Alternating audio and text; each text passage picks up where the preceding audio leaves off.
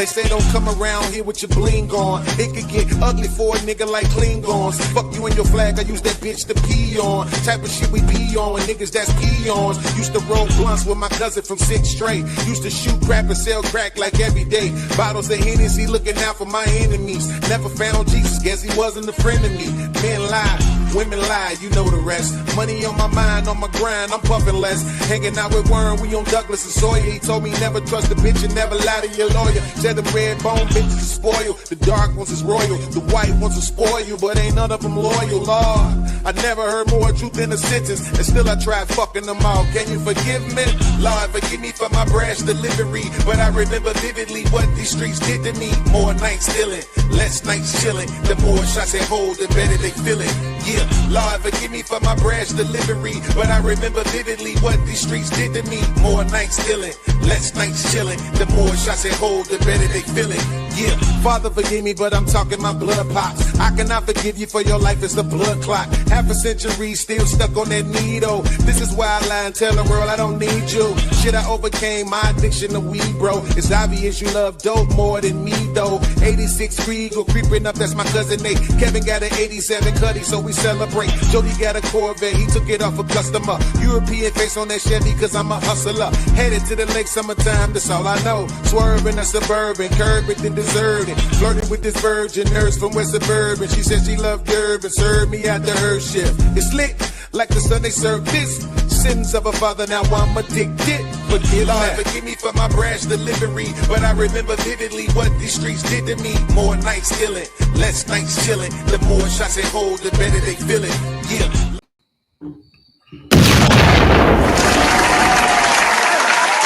What up, what up, what up, what up, what up? What's going on, man? Hey, man. You good? You good? Yeah, can you hear me? I can hear you, brother. I can hear you. Most definitely. So we flip the tables today, man. Yeah, man. Y'all expected BMU and lit, but you got our Pain and JT. Yeah. Most definitely, man. We got what, 7 people already looking. How many people, how many platforms we got? We got Facebook. We also have the Black Man side, Black Man Unfiltered side, and we got What We Know side, and we got the lit side, and the people that's in Twitch. We also have them too, man. So welcome everybody. Welcome to Flipping Tables with your boy JT and our Pain. We're gonna have some little fun here, man. Have a nice little discussion. Most definitely. Absolutely, man. And I don't know why they brought me up here, man. You know me, talk about goddamn women, man. Oh, what do I know, right? I've been married. You don't know shit about women, man. You know, that's all I'm gonna hear. This ain't your time no more, our Pain. So I don't even know why I'm on the show. You happily married, man. You out the game. That's what I'm saying. What am I on the show for? You know what I'm saying? Shit. That's the point, man. You know, listen, man. I tell everybody, you know what? It's so funny. What's going on, Antoine, man? Salute to you, Antoine. You know, that's the strangest shit. I mean, see, we got 8 people looking at, man. Anybody hit the like button and all that kind of good stuff. I keep hearing that, you know, about it's funny. The only answer I get back to people when they say, "Oh man, you're married, you don't know shit."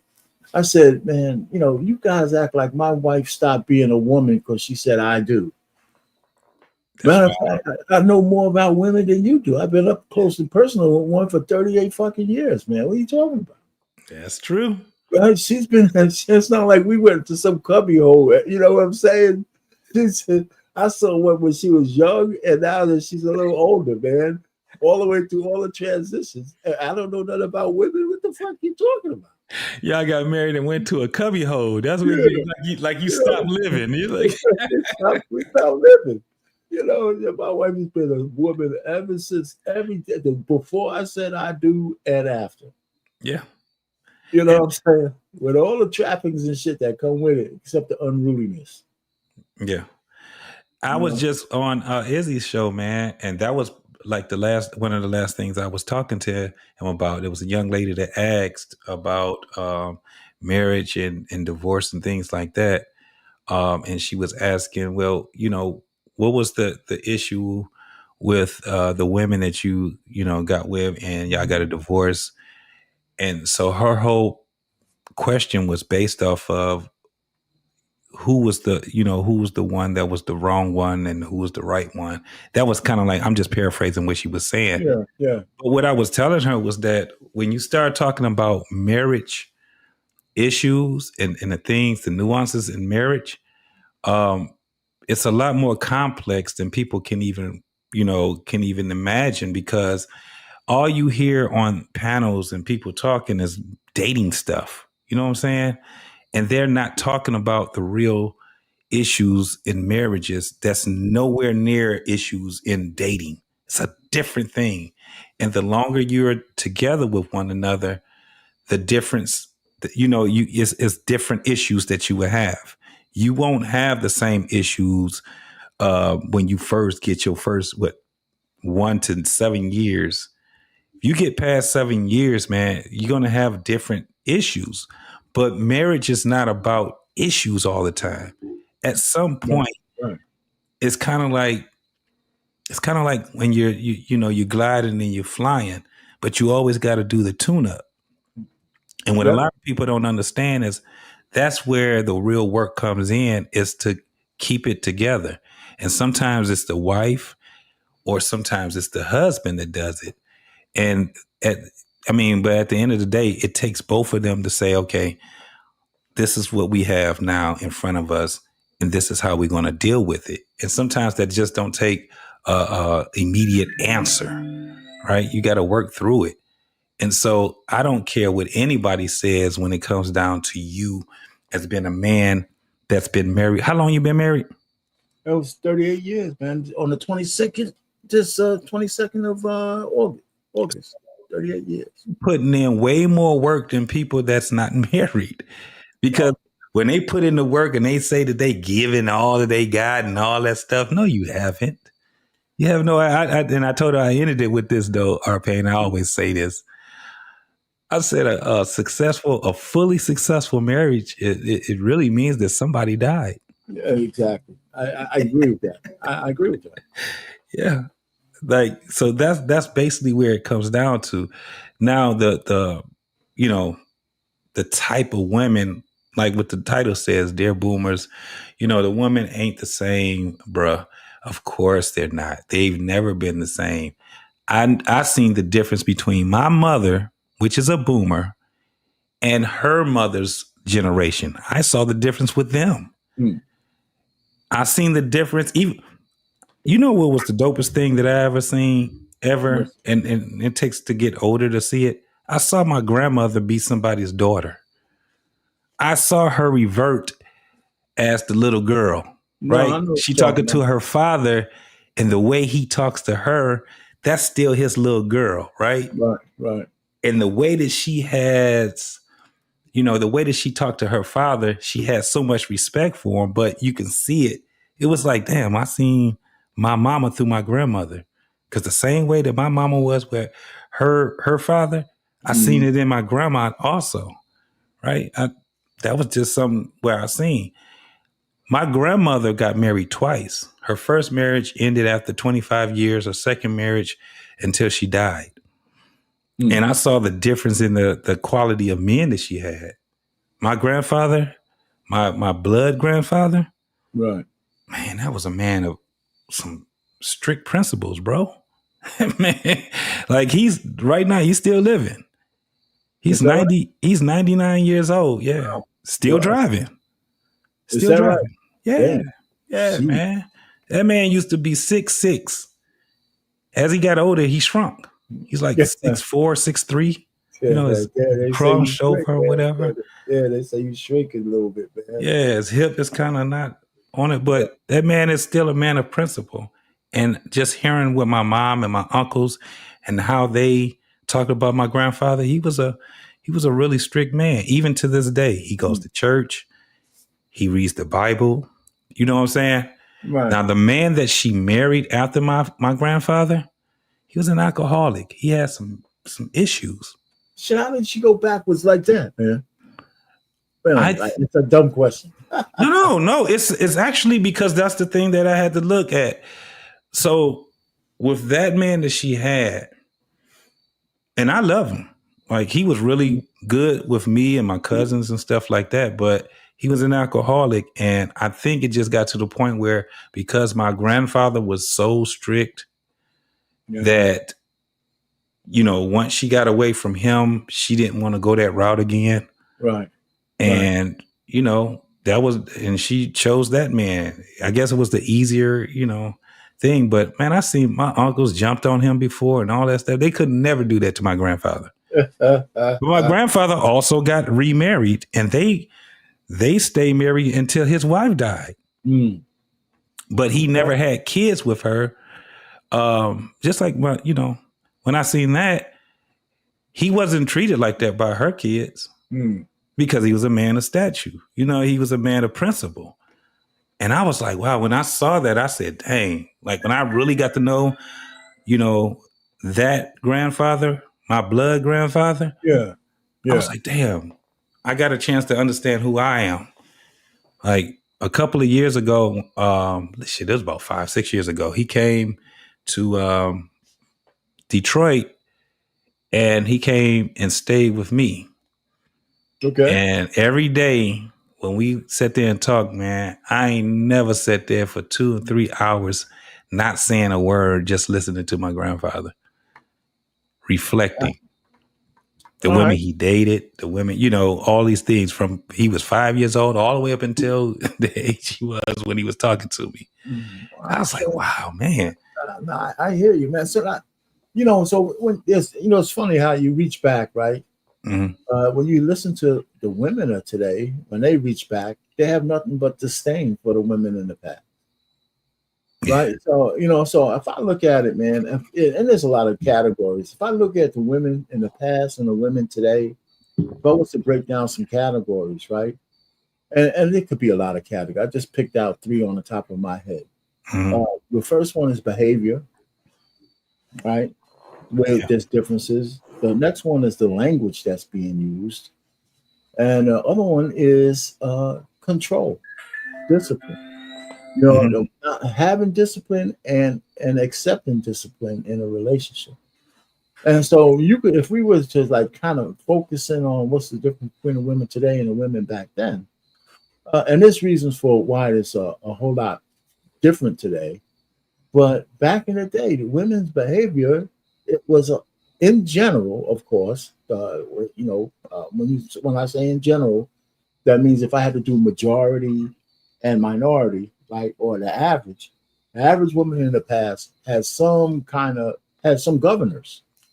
Mm-hmm. The average woman, because there was always hoes, right? There always was hoes. There was everybody act like there wasn't no hoes in the past, right? I mean, right. The revolution was in the 60s.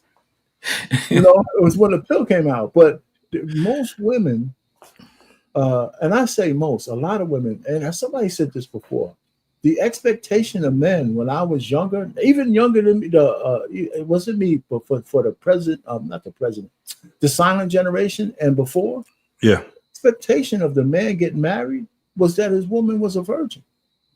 Yeah. Right? Yep. The expectation of a man who got married in the 40s, 50s, and before then, that the woman was a virgin or as close to it, right? And if you was a stepdaddy, you was marrying a woman mostly because she had a divorce or the husband died or something, because people died early. Yeah. And so that was one different. The women just behaved different. In order for you to get some box back then, if you was just a regular average Joe in a regular average neighborhood, there was qualifications that came with it. Yeah. You had to prove something to the woman who gave it to you. We all had I don't know, we all, but many of us, and maybe you didn't, but my experience, you had girls that you had heavy petting. That's where the first, second, third base shit came from.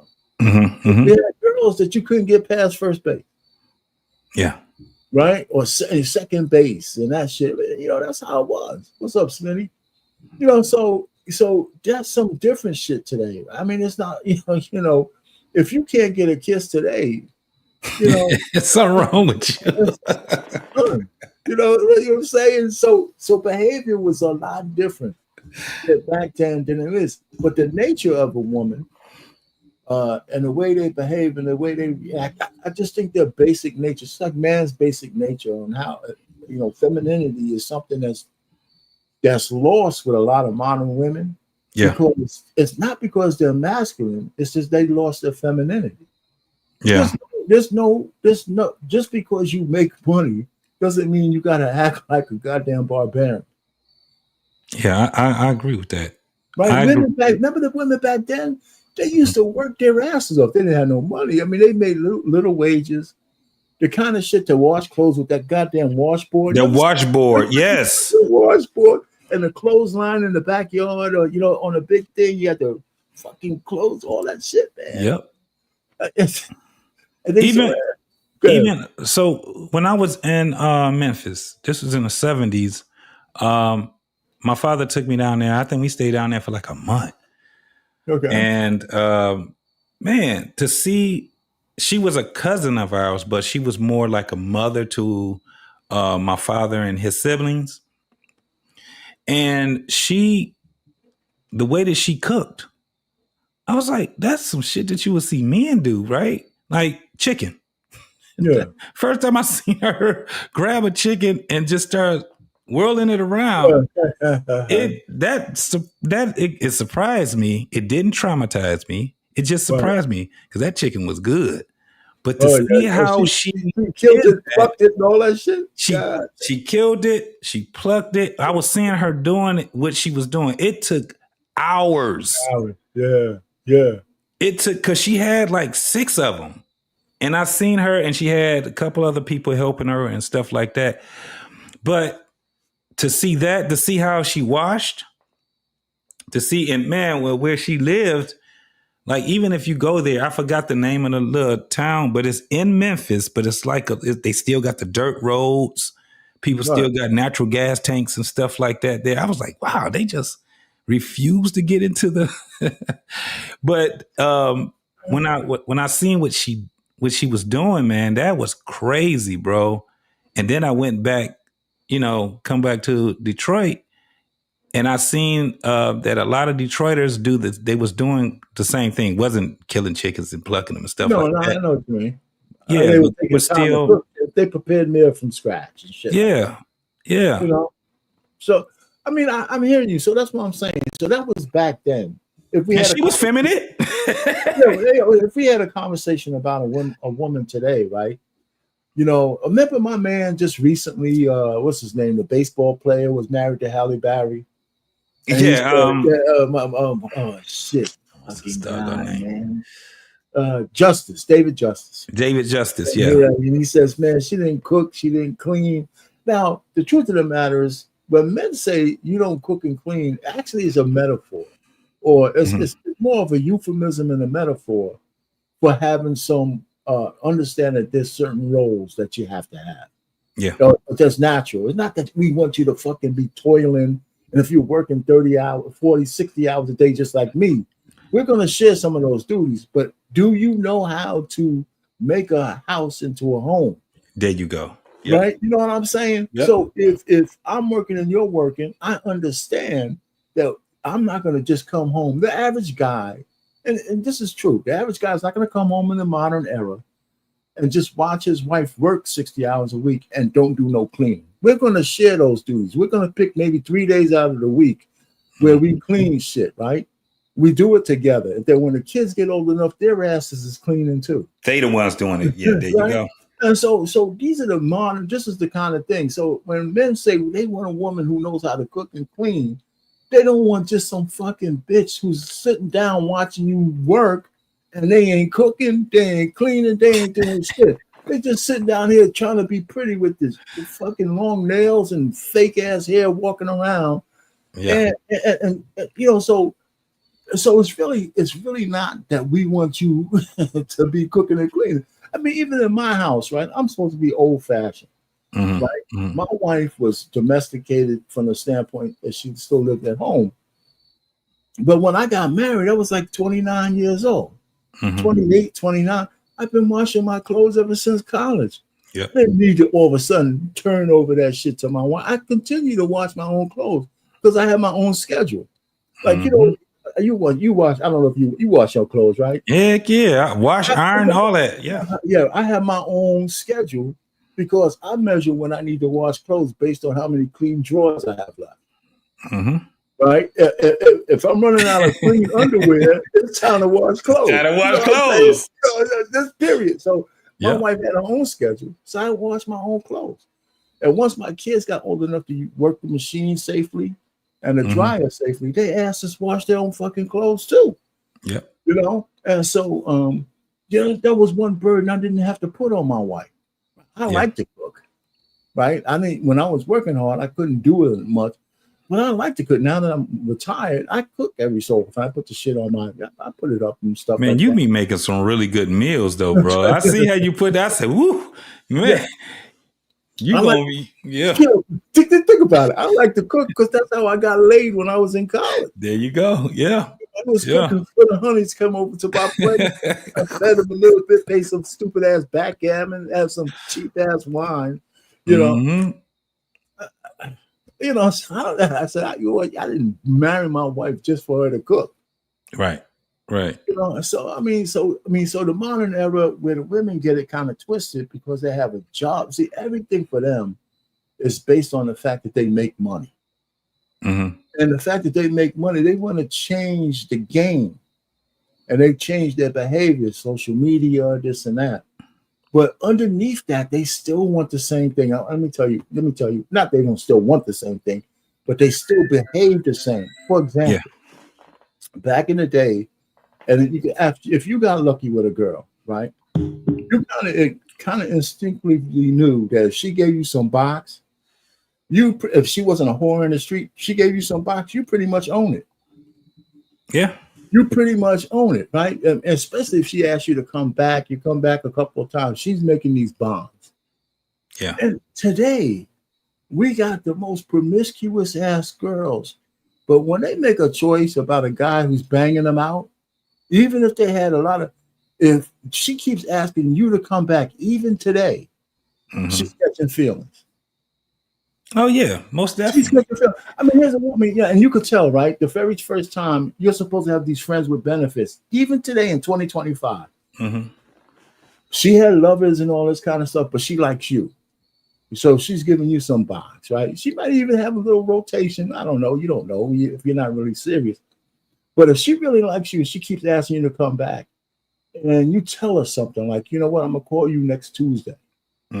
Right? You're supposed to just be friends with benefits. If you don't call her next Tuesday, the first thing she's going to say, I thought you was going to call. Yeah. And then when she start caring about what you're doing, you know that you're going down that slippery slope. Yeah, because she's gonna express to you. Yeah, because she's going to express that to you. She's definitely going to express. Some women would sit back and flat out tell you, I don't think that you really like me like you said you like me. You know, they're going to have that. It's going to be that conversation that they're going to have with you because they want to be around you. They like to be up under you. And it's what I don't see anymore is the younger generation expressing that. I don't see him expressing like how we literally can say, no, I knew some women that were sweethearts, right?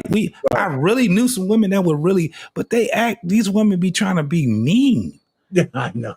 What does this Antoine saying? It's crazy how ladies want traditional men, but refuse to be traditional women. We were talking about that already. Yep. Ladies, you can't have it both ways. But the truth of the matter is, Antoine, they want it all. They want it all, brother. They want it all. They want it all. And you can't have it all, not at the same time. Not at the same time. So when I was trying to break it down in the behavior category. Thank you for your $10 too, Antoine. Yeah, thanks for the $10. Yeah, man. When you talk about the behavior in the past, okay, that's one thing. But the behaviors today can be, it's not like it's unpredictable. Right, women, the predictability of women in the past was one thing, but women are not really that unpredictable today. I don't think so either. They're not that unpredictable. I mean, you know what I'm saying? Everything's more transactional. Once you understand that, with a lot of women, it's transactional. You know, you understand. So that's the thing with Corey Holcomb. We could talk about that. So that's the one thing I think that when I view here's what I don't have to do as a married man. I don't have to be out there swimming in the pool. Yeah. I just observe, right? I could just observe from afar and listen to what people tell me. You know, but women still want to have relationships, right? But they want to have it on their terms.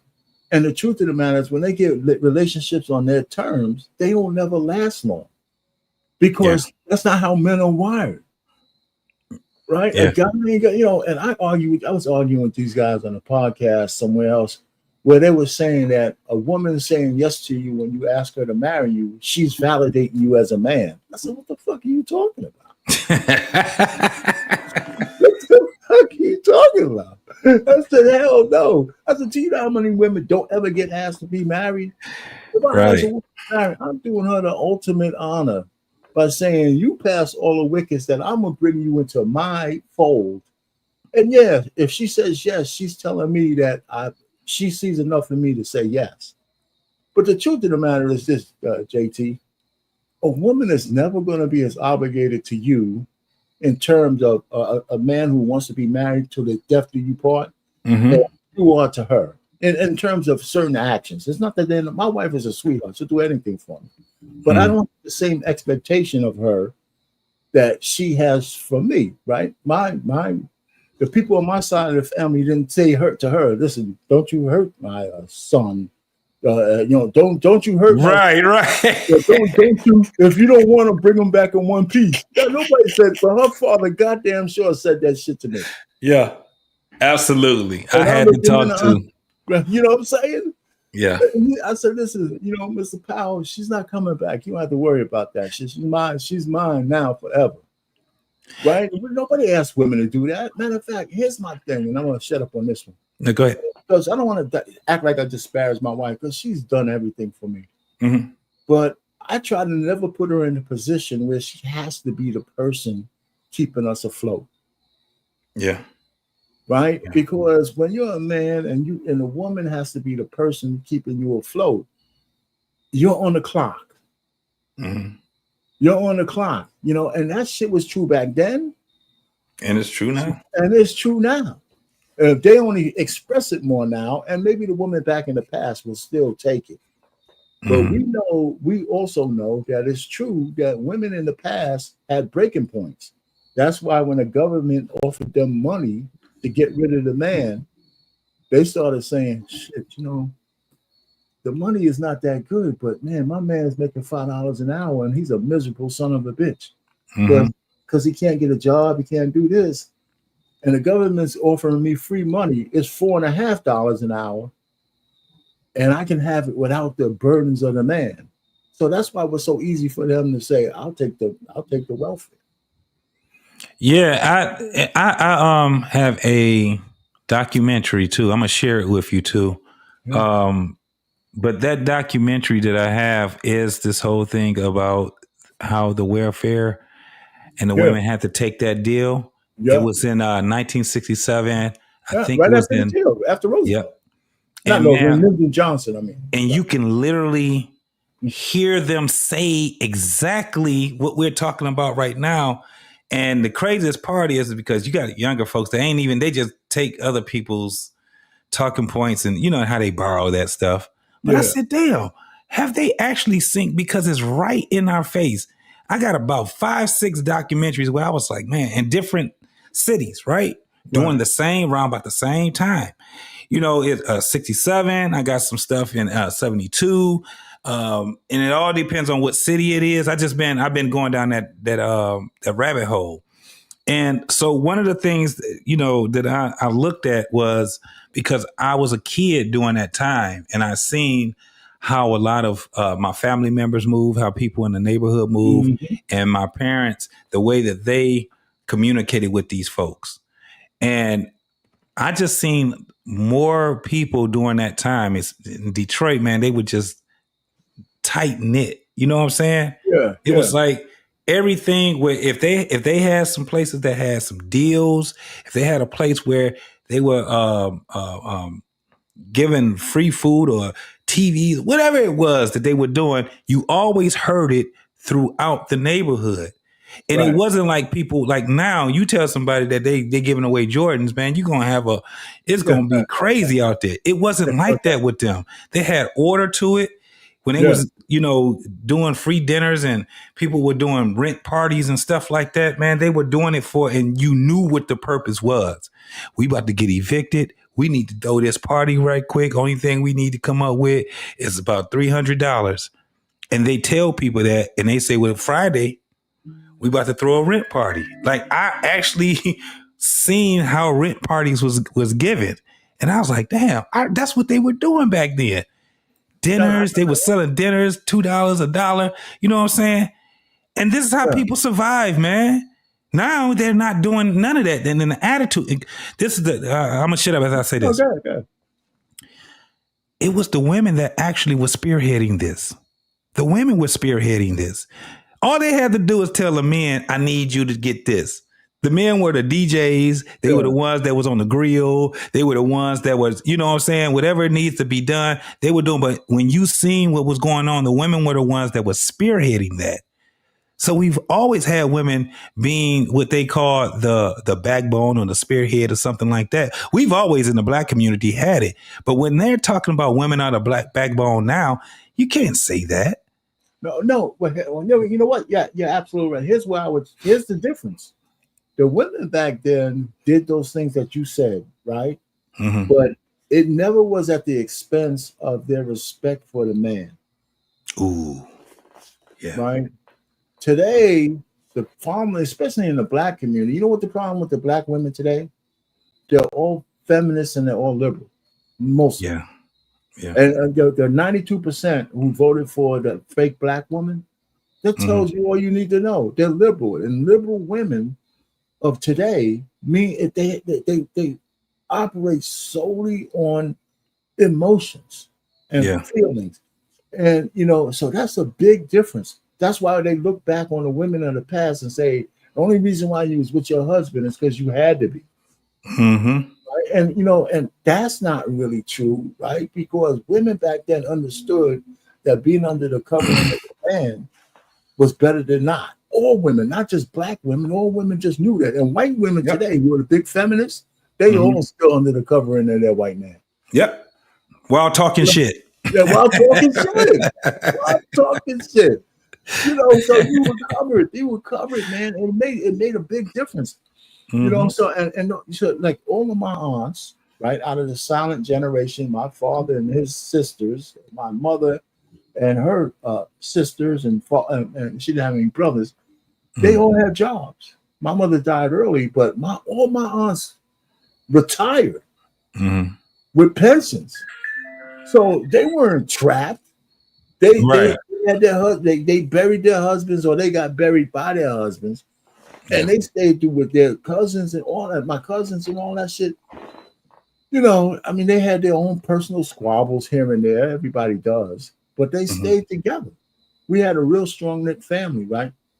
And it's still there. But now that most people have came down into the new modern era, the X's, the millennials, the Z's. It's not the same thing because the mentality and the control points are gone. Back when religion was a control point, shame was a control point, right? In the advent of social media exploding, which actually is the enemy of control. Yeah. Right. Yeah. If you misuse it, right? If the attention is now worldwide as opposed to your own neighborhood, that kind of shit.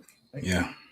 So that's the difference. So the behavior of women has changed, but when you listen to them, it's just what they used to have to do, they don't have to do anymore. But the things they want is still the same. Like how about that thing with the $300,000 woman?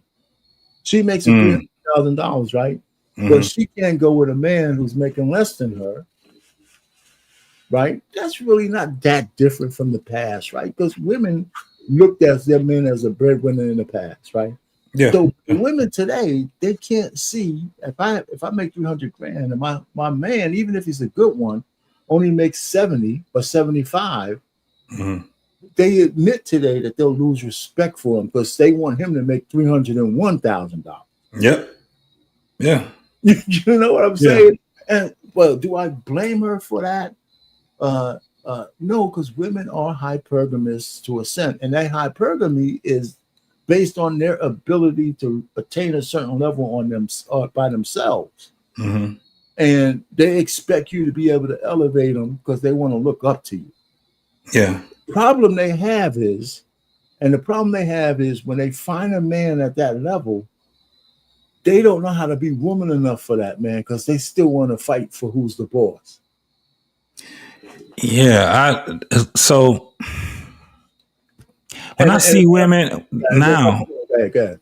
no, when I see women, just observing women, I know some judges. Right, I know professors. I know some doctors, and these are women, right? right, And I see the husbands that they are now.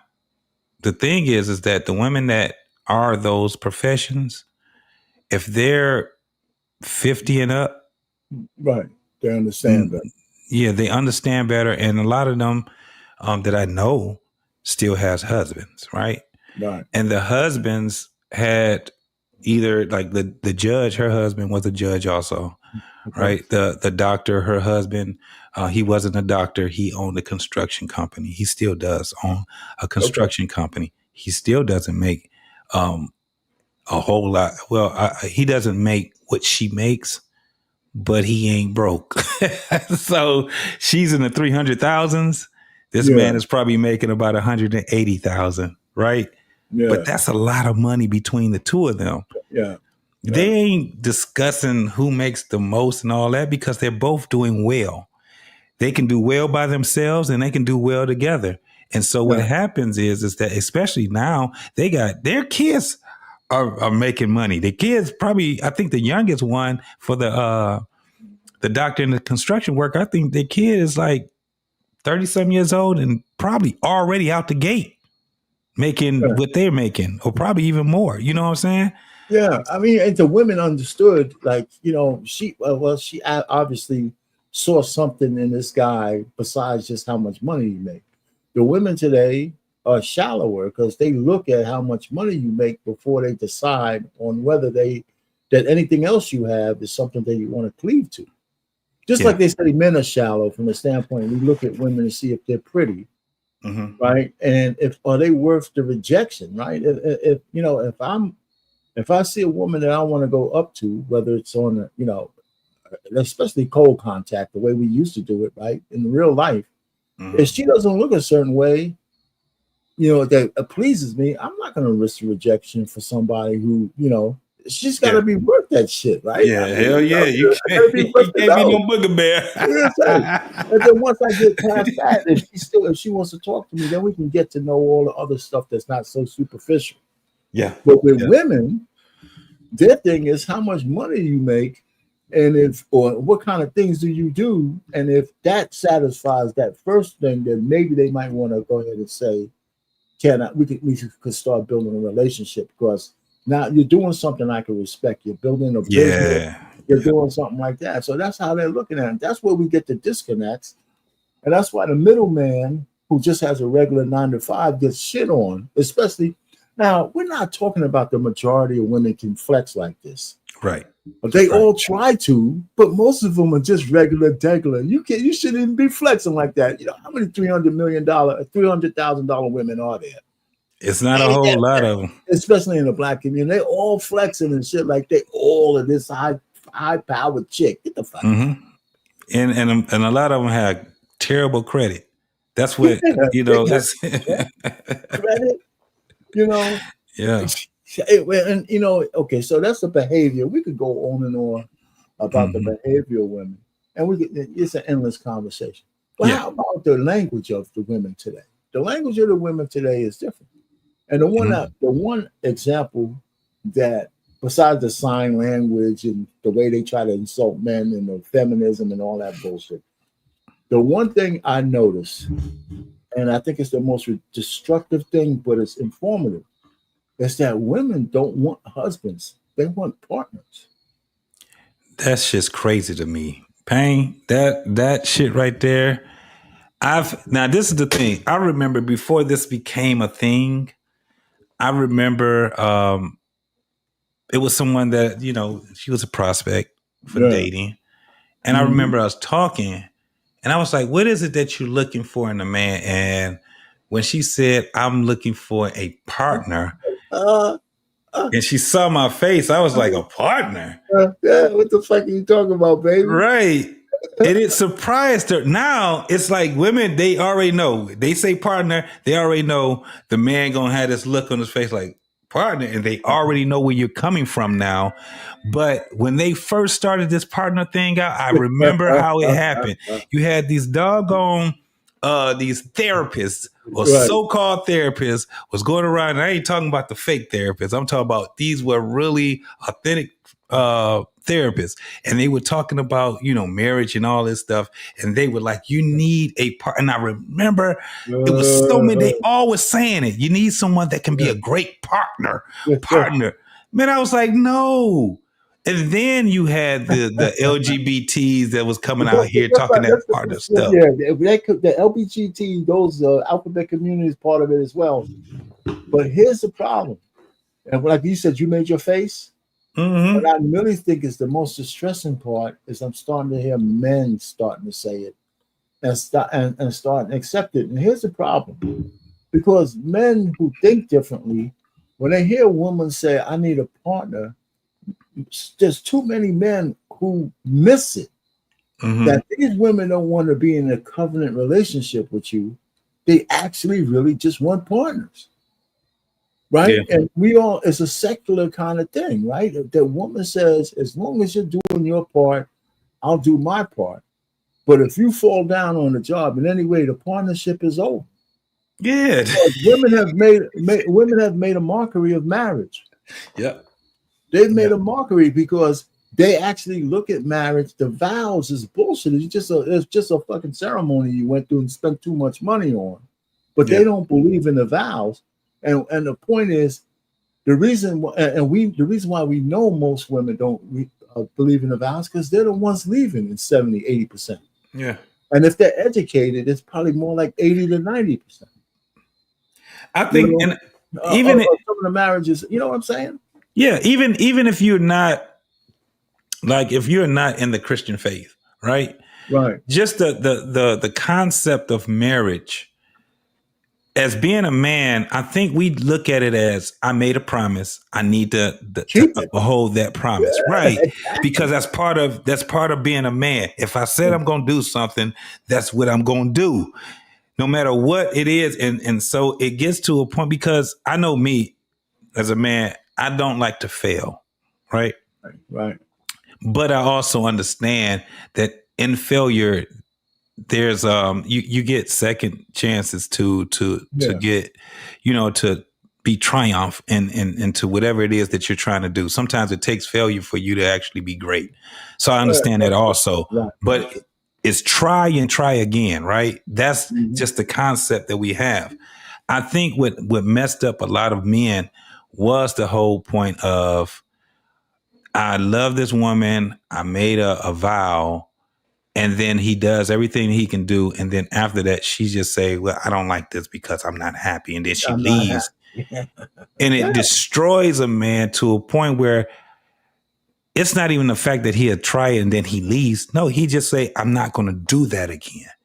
So it makes it very hard for women to get that good man to get on a board of this whole thing called marriage all over again, because and they'll be like, well, you afraid or not. And you call it whatever you want. I don't want to have to deal with that again. Right. Well, women are not trustworthy in marriage a lot now anymore. Yeah. You know what I'm saying? I mean, men have their faults, but we're not the one divorcing, right? Men have an economic reason to stay as well. They got the children to stay for. And the way the courts are set up, that's a whole nother conversation. But we know men are more afraid of divorce than they are of marriage. Yeah. Because we're the ones, when we get a woman, we're the ones who are possessive. Men are the ones who are possessive. You get a woman who's yours, your list of what you want from her is very short. Respect, exclusivity, being exclusive. Exclusivity. Right? and that kind of stuff. So you don't have this long laundry list like she might have for you. Right. But the truth of the matter is, women have mood swings, and sometimes their mood make them do stupid shit. We're on TikTok. How many fucking these women behind the wheel of a car talking about he was a good man, but I had to leave anyway? How many times we gotta hear that shit, man? I cheated on him and Yeah. all this crazy stuff. Yeah, he man. was a good man. He had everything, man. He treated me well, but I just didn't feel, that I explored the world. The fuck you talking about? Pay, did you see the girl that was crying and said everything was it was perfect? Yeah. Just it's the happiness. I'm like, what is you talking about?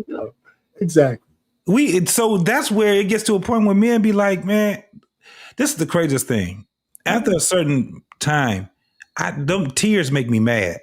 Yeah. They make me mad because what you crying for, what right? You crying for shit. Because if she's really crying on something, we gonna be like, okay, baby. I've been into arguments, man, with my woman. I've been in arguments and we've been going and going, and I know how I can get. And it was like being in that conversation with her, going and being, where we was going back and forth with each other. I know my words can mean something where it can actually do some damage. And once I start seeing, it's like you see real tears, right? You just see the emotion, and it's kind of like the way that's where it'd get a man to a point where we'd be like, okay, we have to pause, and then we come back and say, you know what? I'm sorry, baby. I didn't mean for it to go that route. And we'll be able to get things. But women will use that shit too much, man. And you be like, man, you out your damn mind. You crying over this book because we know it. We know how far it can go with the woman that loves us. When she love us, but I mean, sometimes you can get on my damn nerves, right? And we can just say some shit. And her crying can be an indicator, because normally when women cry, when a man hurts them, they kind of quiet with it. They not doing all this. I can't believe it. I don't know. They're more, and they'll go into the room or somewhere where they're like, okay, he just said some fucked up shit. It kind of fucked me up. You know what I'm saying? It's kind of that type of a thing, and we feel it. Yeah. And we'll go back to him. And I have no problem with a woman and telling her, baby, I'm tripping. I was tripping. It's so funny, man, when it's like me, man, I can't remember the last time I said anything to my wife to put her in a position to where when she started, I can't remember ever saying anything that bad that she started crying over my words. Yeah. I know I pissed her off a couple of times, but it's my. So that's why I'm not a good example for this shit, man. That we talk about because we've been together so long. We're like in the jet stream, right? You go and we take off on the plane. You got some turbulence and shit. Yep. And shit going this way and that way, and then all of a sudden you hit that fucking air pocket or that air thing, and the shit's just smooth no matter what. Yeah, that's where we are. Yeah, I mean that's where at least that's where I think we are. Maybe she might pop some shit out. Tomorrow I walk in, my wife is looking at me. She says, "You know what? Yeah, this shit you've been talking about sounds good, man, but I want to leave." That shit. You think everything, man? This shit you talking online with these motherfuckers, man. I overheard one of your lies. You know what? You might think you've been fucking fooled for. That shit would be funny as hell. I come on for 3 of you on the Monday show, man. That's the fuck my shit. I'm not happy. I already know what you're saying. Are you out your fucking mind? That's shit. I'm not happy. Oh my God. Yeah, listen, man. My wife she's come to grips with all of that shit, man. We both, I think, we both come to a realization. It's not me. I think mainly her, from the standpoint that, women. That's why I always tell guys, you got to have some kind of assuredness that your woman chooses you as her number one choice. Yep. Right. Yep. If I had thought about this a lot. If she chooses you as her number one choice, at least she's not looking. Yeah. It's not all verbal, right? Because she says, Yeah. "Okay, this is the guy I'm with," right? Mm-hmm. I mean, because it's where I was going to go with that, but the point really is that's where I know I was comfortable with her because it was not about her just being happy all the time, Mm-hmm. right? She Mm-hmm. has some things she likes to do, and I make sure that she has a space to do it in. Yeah. And that's the stuff that where she finds happiness on her own. She likes to paint, she likes to draw, she goes into these competitions and stuff, Mm-hmm. and the church, man, that's her thing, you know. So Yeah. she, So even like with your wife is she understands, like she knows how to make a life of her own while being yes, in yeah, a life with you that's it. That's and it. her kids. So it's kind of like That's right. y'all. To tell you the truth, bro, you guys, y'all did it the right way. It's funny. Remember when you showed your wedding? Yeah. Mm-hmm. That was just dope, man, because it looked a lot like mine. I was like, damn, he wore white tux. I wore white tux. Mm-hmm. The way that you had the family that was there, it was the same. That's the same way. The cake and all these different things. And I actually was happy that was, that ceremony was going. But I was looking for the marriage, right? I'm like, Right. okay, Right. and Yeah. and that's what made me excited. I wanted to be married, right? I Right. liked it. So It did was I. So did I. yeah. So it was like that. It just felt good, man. It was like it's a feeling that, like, I done had brand new cars, motorcycles. I done had a bunch of stuff that I really, really wanted. I ended up getting, but it still wasn't the feeling that I had when I was married. When I first was brand new married, Yeah. oh man, I it's kind of like, yeah, this is what I wanted, right? Did I have cold feet? I don't even think I had cold feet, bro. Mm-mm. Because it No, all no, happened. hey. Yeah, it was like, yeah, are you sure? She looking at me like, you sure you want to marry? I'm like, yeah. And I actually meant it, you know what I'm saying? Because even my Mm. first daughter, even with my second daughter, man, it was like, those are gifts that was just like, shit. I don't know if I cried or nothing, man, but I felt so much damn joy, bro.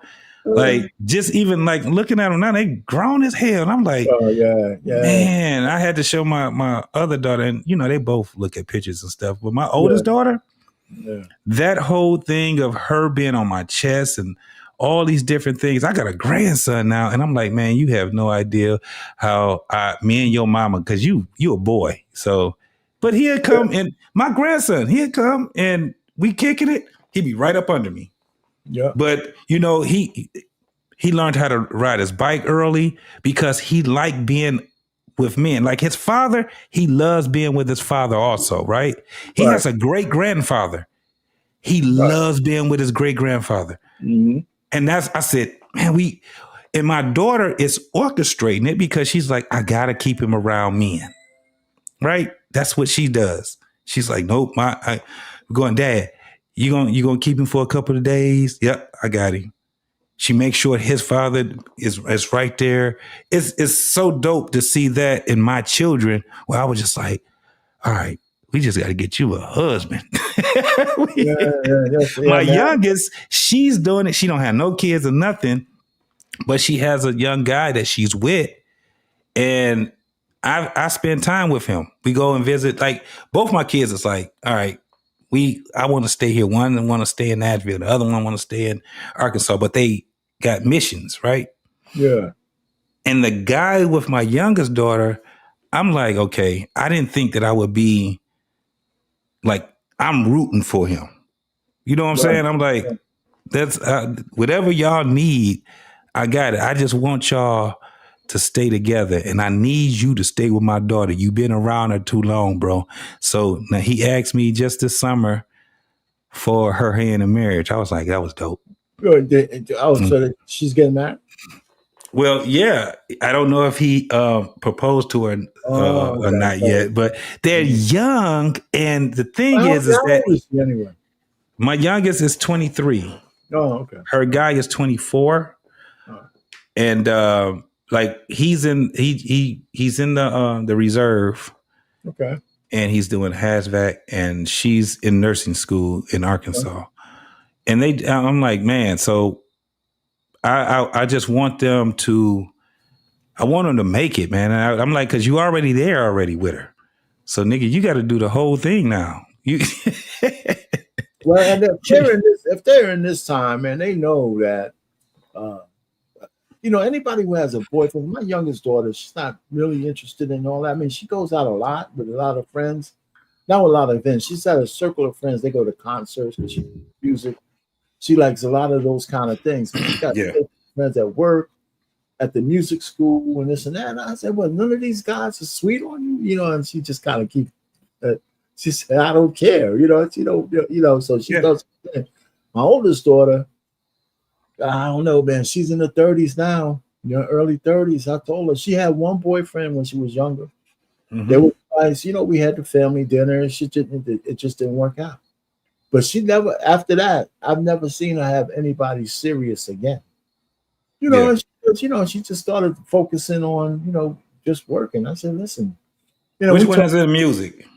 Huh? Which one is into music? The youngest one. Yeah, okay. Yeah, man. She's a musician, man. She's been playing music since she was 9 years old. Man, she's the one who's an architect too.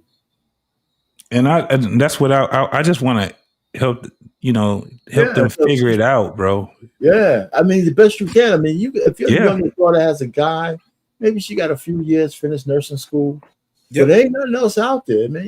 I mean, really, this is the time. I'm not saying for you to do this with her, but man, getting married at 26, 27 or something like that, I think that's more ideal than waiting in your 30s, especially if you have somebody with some history from early 20s. I said, because we know that it ain't nothing else out there. I told my wife, I said, here's the thing I wanted to say. I'm not sure whether you could have found a better guy than me. You maybe. I know they might have been out there, but I'm goddamn guaranteed you could have found worse. Yep. Guaranteed. You're guaranteed you could have found worse. Guaranteed. No doubt about it. And that's the thing. I mean, when you this is the thing. People take love and all this stuff. And I think they misuse the word love a lot. So that's why I get to the point where I'm just like, man, do you like? Because like is more comfortable. Let's talk. Stay on that. Go ahead. Yeah, let's stay on that. Let's stay on that. The like part of it is like, man, like I like you. Right. I like being around you, and I respect you. And I understand like when we're talking, and especially like one of the things I like about like the type of women that I be around. And this includes my ex-wife. Mm-hmm. They can express themselves when it comes down to stuff like that. They can tell you how much what they don't like about you, but they can also express that they like being around you. You know what I'm saying? Mm-hmm. It's kind of like I want to be. We gonna meet up tomorrow. You know what I'm saying? Are we gonna do something tomorrow? I got this thing right now that you want to go. It's kind of like these type of things where they're like, no, I'm trying to tell you, I like being around you. Like when we was dating, that was how I knew that she liked me. Mm-hmm. That's that made more. Yeah. Go ahead, finish. I mean, because that's exactly right. I was on Hamp's channel, and if some young boys on there giving me all kinds of you don't know shit. I said, man. They were talking about how bad the women are. I said, man, I don't envy you fucking guys. I said, right. Dude, either one of you, it was two of them. My man, Jay-Z or CJ. CJ, the tall the boxer. Oh, no, it was another guy. They liked him. I forgot his name. And another guy, he was talking a lot. Mm-hmm. I said, man, do y'all guys have any girls who like you? Just like you. Yeah. They just gotta like you. They looked at me like I was crazy. I said, I'm saying, dude, I said, y'all don't have no girls who like you. Yeah. I said, forget about all the sex and I mean, do you have a girl that just likes you? And that's the thing I think is missing. Everything is so transactional. People are fucking each other. They don't even like each other. Yep. Absolutely. They don't even like each other, man. They just go through this sexual transaction period, man. You go this way, I go that way. I got mine, you got yours. And it's like, yeah, that the building blocks of people getting together are not there, right? Right. Because what's Right. important to them is the superficial thing. For the women, it's how much money you got, and for the men, it's how pretty you are aesthetically, How big and your booty is, and you don't get no deeper than that. Let me tell you, man. I just think I just think I don't know how they're gonna get past it. yeah. Well, Yeah, everybody- I'm the same way, man. What's going on, my boy What's Antoine? going on, JT? What's going on, RP? what's happening? What's happening? Not much. I just called in. I just got Okay. back from work and everything else, and I All was right. listening to you guys. Yeah, I was just listening to you guys on the way in. I was trying not to have an accident on the Parkway, but it's hilarious. It's just hilarious how the way things are now when it comes to young people, when it comes to dating, when they're dating and everything. Like, I got nieces and nephews that live with me. And my oldest niece, she's 22. My oldest nephew just turned 24. So I'm just looking at them. And I got two other nieces. I got one that's 19, going to be 19 next month, one that's Mhm. 18. So when it comes to like a lot of this stuff, like I'm just asking them, like, what the hell is going on with your generation when it comes to dating and everything else? And a lot of them will tell me the same thing. I don't think they know what the hell they want. They don't know what they're looking for. It's almost like they're just looking for something just to keep them occupied, and that's about it. But I think it also goes back to, I remember what you were saying, JT. The problem now, I think, what a lot of these relationships and the reason why they're not working, there's no balance. It's like everyone's looking for one side to do this and that, and that's it. They're looking at, well, this is what I'm doing. What are you doing? Or how come you came up short? And when I heard the partnership aspect, that part really, I was never a fan of the partner terminology or anything else. I've never been a fan of it. And I remember when my wife and I started talking, I told her, Mhm. I ain't looking for a wifey. I want a wife, Mhm. No, I you hear you. know? And when she heard that, she was like, oh. And she was just like, wow, okay, he's serious. I'm like, yeah. And I remember, and I don't have it on me, I made a list of things I wanted to accomplish. Mhm. And it was on my getting married was one of the things on the list was getting married and having a family. And she was real surprised. I always And knew that that was going to happen for me when I was younger. It was in everything that I envisioned. Marriage was in the center of it because I've yeah, seen so much of it. It was culture. It was like the culture had molded me into this is what you do, right? You go to school, you get your education, you get a skill, you get a job, you get Mhm. married. And I seen it, and it wasn't like when they were saying it wasn't like it was too far fetched because I seen three generations before me in marriage, right? I've also seen the ones that wasn't married too, but it was like when they wasn't married.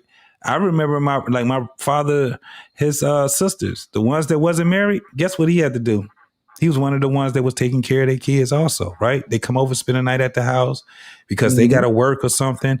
They got to go over there. right, Even with my parents, but when it came down to it, I seen who got it and who didn't. Mhm. One of the things that I knew, and this is what my parents had taught me, and they didn't even know that they were doing it. They were teaching me how to court. Like even when you ask them, you know, that generation what courting is, right? right, Now, beyond the silent generation and the generation before the silent generation, Yeah, they understood the intentions of courting, right? right. right, But my parents' generation, they just knew how to date, and it was courting too, because they used to say dating and courting, right? Mhm. But the courting part okay, is the participation of your family, friends, the community, right? right, So this is what my parents used to do. Every girl that I liked, they would tell me to ask her out to go on a date because we used to do a lot of stuff as a family. One of the Mhm. biggest things was skating. The other thing right. was we went to the drive-in. The drive-in was the movies was cool, but the movies wasn't like the drive-in. The drive-in was just the dopest thing in the world, man, for us. Yeah, I bet. You know, and you know, we used to have little amusement parks, you know, and stuff like that. And that's where my parents, and they'd go and meet their parents. And they would assure their parents that they, you know, that they little girl, she's going to be all right. They're going on a little, you know, date and stuff like that. And they were grooming me at that time. They were showing Right. me. So even when, you know, I bring her and my father be like, you better make sure that you open that door for her. All right, this is what you do. You know, it was like, it was Right. cute to them, but they knew what they were doing. Right. And so, and even when it came down like the dances and things like that, they really meant something because it was to groom us in order to start being social with one another, women and men, right? Exactly. That's why, like for years they had sock hop, right? By Right. the time I got to be in the 3rd grade or 4th grade, they still were doing sock hops all the way until I got into the 7th grade. And for some odd reason, sock hop wasn't there no more. That was more pain. That was your generation. But those events were dances. They were actually to groom us how to, you know, socialize with one another, women and men and stuff like that. Yeah. So those are the things that happen. Even with let's go back. Let's still stay on the courting part. Even when we got older, we knew people that knew people. Right. When I had a girl that I met her, but I had to introduce her to my people, my mother, my father, aunties, uncles. That was the whole thing. Barbecue coming. I'm 14 years old. We having a barbecue at my house. You want to come over, whatever, blah, blah, blah, this and that. My father be like, where she stay at? Oh, she stay over. So I'll go pick her up because I need to talk to her parents anyway. Because it was always, let me talk to the parents. Even if male friends, if I had some friends, who was that boy right there? Where you stay at? Where your parents at? And my father would run himself over there and talk to their parents. So if your son, if they say they're coming around the block, they're going to be at my house. Hey, and then my father fuck around and end up being friends with them. Now they sitting back drinking, smoking weed and drinking brews. You know what I'm saying? Yup. That's just how things were at that time. So we were more social than what our kids are now. And a lot of times it came down to, because as we got older, we stopped being social like that. Right? Well, they started being inside, right? Well, it was us as the parents also that kind of groomed them into that. Because my generation, the Z's, we messed around and we started playing Atari, ColecoVision. Then it went to what was it, Nintendo, and then Genesis, right? So we was the first game heads out of all of them, and then that's what happened with them. Then you had the millennials, and then their kids and our kids ended up, you know. Well, it also started to be more dangerous. Well, you know, I hate to say this because it was always danger out there. We ignored it before. There was kids always getting disappeared. But it started to get, most parents, I think I was a whole lot more paranoid about my kids being out and about and where they were than we were everywhere when we were out there, man. My parents had no idea where we were. Yeah. You know what I'm saying? Until we got home. You know? My bad. Oh yeah, you go. It's Coach where you at, Coach? He ain't even there. Where you at? He's incognito. As soon as it come up, Coach, we're gonna bring you up, bro. Yeah, we're gonna bring you up, man. So yeah, but that's true. But again, if we're gonna focus on how that changed what women today from their perspective, the ones today, you know, are really, really more transactional than anything anymore, right? And that's where Corey Holcomb was coming from. He was saying that, you know, he says most of relationships should be really transactional. You know, just and then 20. He said 80% transactional, 20%, you know, for marriage. And you gotta hear how he says it. But the truth of the matter is, but one of the things is that if a guy, if you're 1/4 woman, you can't beat around the bush.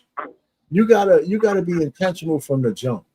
Yeah. Like, you know, I mean, even like the first date, you know, kind of thing, because you're on the clock, right? If you take a woman out for a date, you pick the place, you set it up, right? And then here's the discriminator. If you want to take her to the Cheesecake Factory, for lack of a better term, right? And she has a hiccup on that, that's probably the last time I would ever talk to her. Yeah. You know, that's what men don't do, right? They don't eliminate women who act like scrags. Right? If I'm gonna take you, I'm gonna spend my money, I'm gonna set it all up. But you're gonna tell me that Cheesecake Factory ain't good enough for you? I'm just using that as the example. No, I got you. Yep. I'm not gonna I heard that because that was a big thing going around social media. But we know the Cheesecake Factory is actually like a middle restaurant, right? It's True. not cheap, and it's not like taking it to the White Castle. Right. You know, like that. Yep. Hey, listen, man. I mean, if I ask a woman that like me and say, "Listen, I want to give me a couple of White Castles," she said, "Yeah, I'm down." You know, you got somebody. The drive-in are paying. If you take a woman to the drive-in now, because they don't have a lot of them, and you take them, you go get some White Castles and whatever it is, and you take them to the drive-in. You know, Bro. you got something. She said, Right, "Okay, yo, you a White Castle."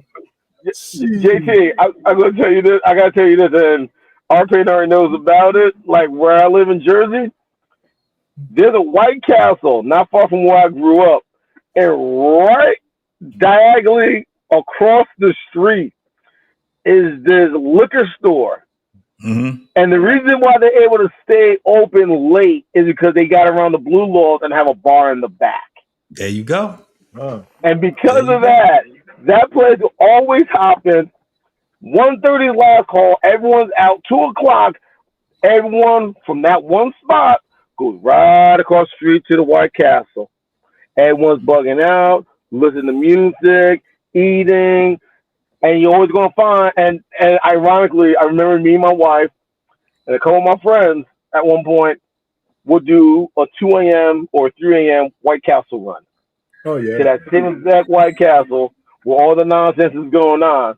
And we'll be in the drive-thru, people getting loud, playing music, BSing, and you're always gonna find that one drunk lady that gotta take care of business behind the dumpster. So yeah, let me tell you this, man. Dating takes imagination. When you get older, it's a lot. Man, listen. I used to be in the bike club, bro. Oh, really? One thing, man, listen, even women that scared of motorcycles, they get on that motorcycle, man, and you take them, especially if you know the parks and the ways to go around, and you cruising with them, and you got the music playing, and they feeling that wind, and you go and y'all stop at a Dairy Queen. Go get you a nice little blizzard. You tell her, listen, I know you want that blizzard that you always get, but I got this shortcake blizzard right here. Let's try it. You get a small of what you get, I get a small of what I get, and we're gonna taste each other's, you know what I'm saying, blizzards and stuff like that. They like, because this is one of the things I learned about eating. It's very intimate. All that, I don't go to this and I don't go to that.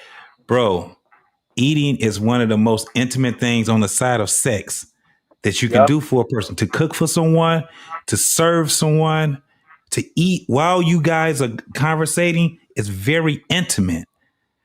So if you can go and you can get, for instance, this is another little thing. This is another, I tell the brothers that's out here that don't know where to take women on dates. Invest in a little tent. Get you a nice little tent. You know what I'm talking about, Coach? Go over to a park, spend all day, get you a couple bikes, spend all day at the park.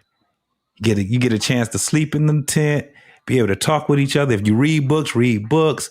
Now, this is the thing. That park you go to, normally those type of parks, they got kayaks, canoes. They got the little, you go over there and you do that. You find ways that you get them closer to nature. Now, if she don't like it, that ain't the one for you, homie. Well, no, it doesn't. JT also add this.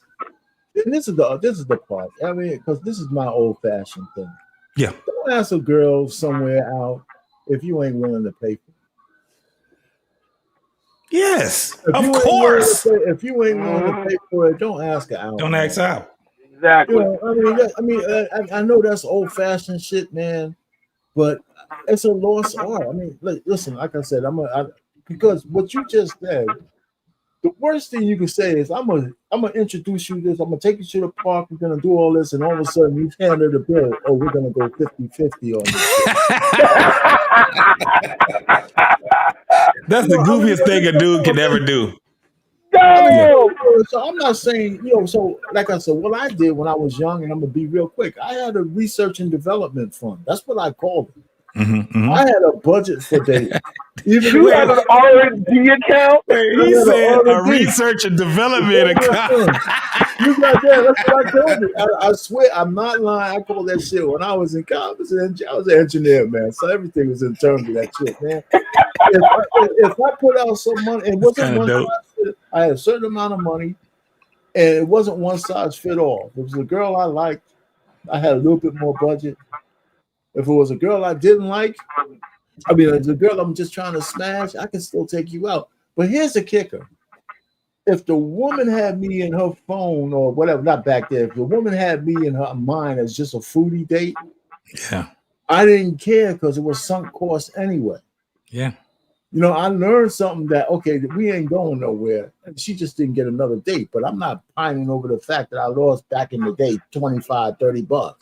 Yeah. I learned something, so I think men don't have that mindset today because the women today, one, you don't dictate. If I'm taking you out, you don't dictate where we go. Right? Because just like you testing me, I'm testing you. I might not take you to a coffee date like that, quote unquote. But some kind of date where we ain't spending like 5-star money because I don't even know who the hell you are. Yeah. But if you demand 5-star money out of me, well, we don't need to talk, man. Because there's so many more women out there than you, right? But men have a scarcity mindset. If I got one on the hook, they say, man, by hook or crook, I got to bend, or else I might blow it. No. There's another woman out there. Go find another one. Yeah. I think what it is also, and I learned this from an older woman at my job. She said, "Be right back, fellas." All right. She told me she loves it when a man has a plan. She loves it when a man has a plan on what's going to go on when they go out on a date. She wants the man to have it all set up, have it in order. If something doesn't go according to plan, they know how to make an adjustment to it, and they still go out and have a good time. She's not expecting everything to be perfect, but all she said is if you have something laid out from beginning to end on how things are going to go, and things don't go according to plan, and you find a way to make those adjustments, and they still have a great time, that's what matters. Okay. Hey, so Chris, man, you up next, man. So what do you think about the topic, man, up there? You read it, right? Yeah, I read it, man, and it's funny. I guess that was directed to you as the man.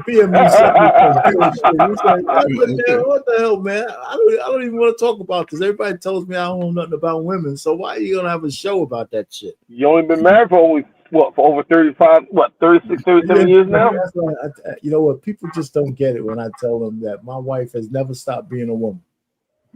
You know what I mean? She's never stopped being a woman for all the time I've known her. She's been a woman every day. My father said the same thing. My parents been married for 55 years and counting. Yeah. But go ahead, Coach. What you got, man?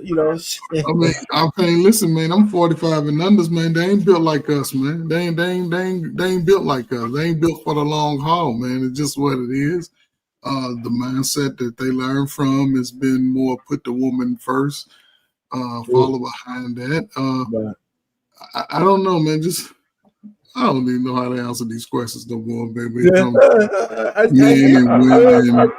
I don't, man, because I saw the examples I had in my own family, the good, the bad, and the ugly, right? But as far as me, I still believe in respecting a person, regardless if it's a man or a woman. I believe that there's more women than men for sure. I think the messaging sort of what I think Antoine was alluding to earlier. Yeah, if more young men and this is the gray area transition, young brothers who may not have had the confidence as men, as they start to evolve over the next 5 or 10 years, I think you're going to see the younger guys moving a lot more intentional about life, not a woman, about life. And that world will open up and expand even greater. And I think the women, they're going to try to, especially the older women, they're going to try to recite these bad little teaching lessons for younger women. And they're going to just flow through the same type of behaviors. And 10, 15 years down the road, you'll see a large shift of, I guess to say brothers sort of getting rid of that bad, I guess that perpetrated lie about we so bad and we ain't no good. And I think brothers are taking advantage of that. But the sisters, I think, because older women are not telling younger women to, they're telling them to be alone. Go do it by yourself. And they're not saying you still need protection. You still need provision. Protect your bodies. But it's like that women think that they can, and the worst thing women sisters can do is think that they can all come together and live in harmony, because none of them have that think forward mentality of protection, and they don't have a. I don't know, man. I mean you're saying it's right. But They're acting outside of their nature. Yeah, they're going too far, but they still pushing it. That's the problem. Yeah, but it's when you say it's a problem, what do you mean by it's a problem for who? For us? It's a problem for them and everybody behind them, because the young people are getting trapped in that mess. Think about our pain. The men, big, you 6 foot. The dudes are now coming out young, 6 foot, wearing their mama's clothes. Yeah, no, I hear that, but all I'm saying is that there's a segment of even women who are starting to speak differently. I just think that it's a whisper, and a lot of guys are missing. I'm hearing a whole lot more women starting to say, you know what, this shit that they've thought of before, and they're getting younger. I mean, they're starting to pop up all over the place. I mean, you got to find them, but you spend a lot of time on TikTok or something. They have the worst women who have the worst mentality, Shira 7. But they have a lot more, not a lot, but there's more and more content creators who are young women trying to say, wait a minute. I'm looking at all this bullshit about these so-called independent women, and they're all whining in their 40s. Right. It's raw. Tracy Ellis Ross, for example, they keep applauding her for being Miss Single. But every time I see her, she looks sad as a motherfucker. Yeah. But again, she looks sad because she made choices, and she's gonna and they keep conflating the fact that they might get attention from men with relationships from men. They conflate those two things. So yes. And that's nobody can break them out of that unless they learn it on their own. Sometimes look at Travis Hunter, for example. He's going to get fucking rained over the coal, but nobody can save him from himself. Sometimes you got to learn hard lessons. Yeah, but he's young, man. Tracy Ellis Ross is older than me and you. But some people have to learn their own lessons. Yes. You can't teach him. I agree. No, he's learning. He's going to have to learn his lesson. She's learned the lesson, but her message back to the young. But what I'm saying, her message ain't back to the young women like, hey, be more intentional with a man. Have a little bit more discretion when you move. They're still preaching, get out here, live your best life. And the man, a lot of young women are starting to reject that message. Yeah. More and more women are starting to reject that message. So those young men and young women should be able to get together outside of all of us adults who claim we keep giving them mixed messages. They don't find each other. You can't give them mixed messages, because when you tell a man, wait till you're 35 to settle down, you're telling him to forego all of his 20s and 30s and get it all together. The truth of the matter is, you have to have a plan that you're chasing. Mm-hmm. You're never really going to be at the point. Like I used to hear people say, well, I want a family. I got a wife, but we're gonna wait till it's right before we start having kids. Well, the truth of the matter is, it's never perfectly right. No, it's Never not. gonna be right. You're gonna have to take a chance. You're gonna have to take the chance, and then you fix it. I mean, I don't know how they did 9 and 8 and 10 kids back in the day when they had 3 cents an hour and shit. And now we can't have one kid and people will make it. I mean, the truth of the matter is, we put these roadblocks up because we want to have all the answers before we move. That's not how life works. That's true. I think what it is. Yeah, I but think I'm not I really think disagreeing with what you're saying, Ferg. I'm just saying the old messages, like for me, and for what the bad message for the women, the old message. There's some women who are going to listen to it, but more and more women are starting to say, "Wait a minute, I'm looking at your life, and even though you have money and you could do what you want, you don't look all that happy to me." And I agree with that. So here's the catch, and here's the question I want to ask y'all. If you're seeing more and more women starting to look at that message of old women say, listen, let's play it out. But then the message for the young men who are now discovering who they are, in their mind, they're looking at, hey, y'all made it a transactional lifestyle. Y'all don't want to be committed to us. I'm going to do what I want to do and put you second. So it's like they're going more and more separate instead of trying to come together. Hold on for a second. I mean, now when you adding some stuff, the men who want a girl in their life, they're gonna go have a girl in their life and still try to succeed. You know, that's what I'm saying. I mean, this whole that's got to be one or the other. It's just not true, right? That's my problem. When I hear people like, because when do you know you arrived before you go try to make a family? Is it a dollar figure? Is it a degree? What the hell is it? Is the business being run? The truth of the matter is, if you want to be a successful man and you want to have a family, how do you put that in some kind of order? Right? One, you got to have a plan, right? Whatever your plan is, and you got to move down and say, if I have a family, well, how am I gonna take care of it? Mm-hmm. So you got to be certain assuredness that whatever you're doing is going to be able to bring in some bucks. In the beginning, you're not going to have the money, but do you wait till you get all the money before you start looking? For some people, maybe that's smart. Like if I was an NFL player, I wouldn't get married till I'm finished the league. But I'm still going to be relatively young, right? My last contracts are in, and I probably wouldn't get married at all, probably. You used to having money? Yeah. If I'm just a regular dude, you know, I mean, what's accomplished? You know, like me, I was an engineer, so I wasn't at the high grade, but I was enough to say, hey, man, you know what? I want to get married because I can at least afford my own apartment. I could at least afford something. And worst come to worst, she can move in with me, right? And we'll do that. I don't know when you feel that you arise. I think you got to do kind of both. You know what I hated about Payne? What I hated about the generation before me was that they all believed that they at some point in their life that they were going to be rich. I hated hearing. Why did you hate that? Why did you hate that? Because they wasn't. It wasn't reality to me. It was like, how, you know, that was the American dream, right? Wasn't that? Yeah, it was the American dream, and this is how generations end up evolving in thought, right?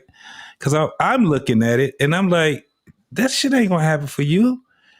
You're gonna, especially if they 45, 50 years old, you're gonna go to the peak of whatever it is that you're gonna make. You're gonna make more money than what you're making right now, probably. But they wasn't doing that. Let me tell you what they were doing. They were playing numbers. The numbers, you know. Man, that's funny. Don't laugh at the numbers. My father lived. That was his second job, playing the numbers. Playing the numbers. And like you still see those folks. I be still seeing them. And I was like, especially when I'm going to get gas and they at the gas station and I see them, let me get a 4 on 3, 4, 5, 7, 8, 9. And I'm like, oh, hell no. I'm about to be late for work because your ass get it. So they move them over to the side, right? But I hated that concept that they had because that was their plan, to hit big in the numbers. It wasn't. So my generation was a little bit different. We like, because now we're hearing you ain't gonna be putting your money in a savings. You know, this is what my generation was hearing when we was in high school. Right. Putting your money in a savings account won't help you get rich. Or having Working a a job nine, I was about to say, working a 9 to 5 is not going to help you get rich. And what they were saying was that you have to have more smarts and money management, and you have to know how to invest your money, right?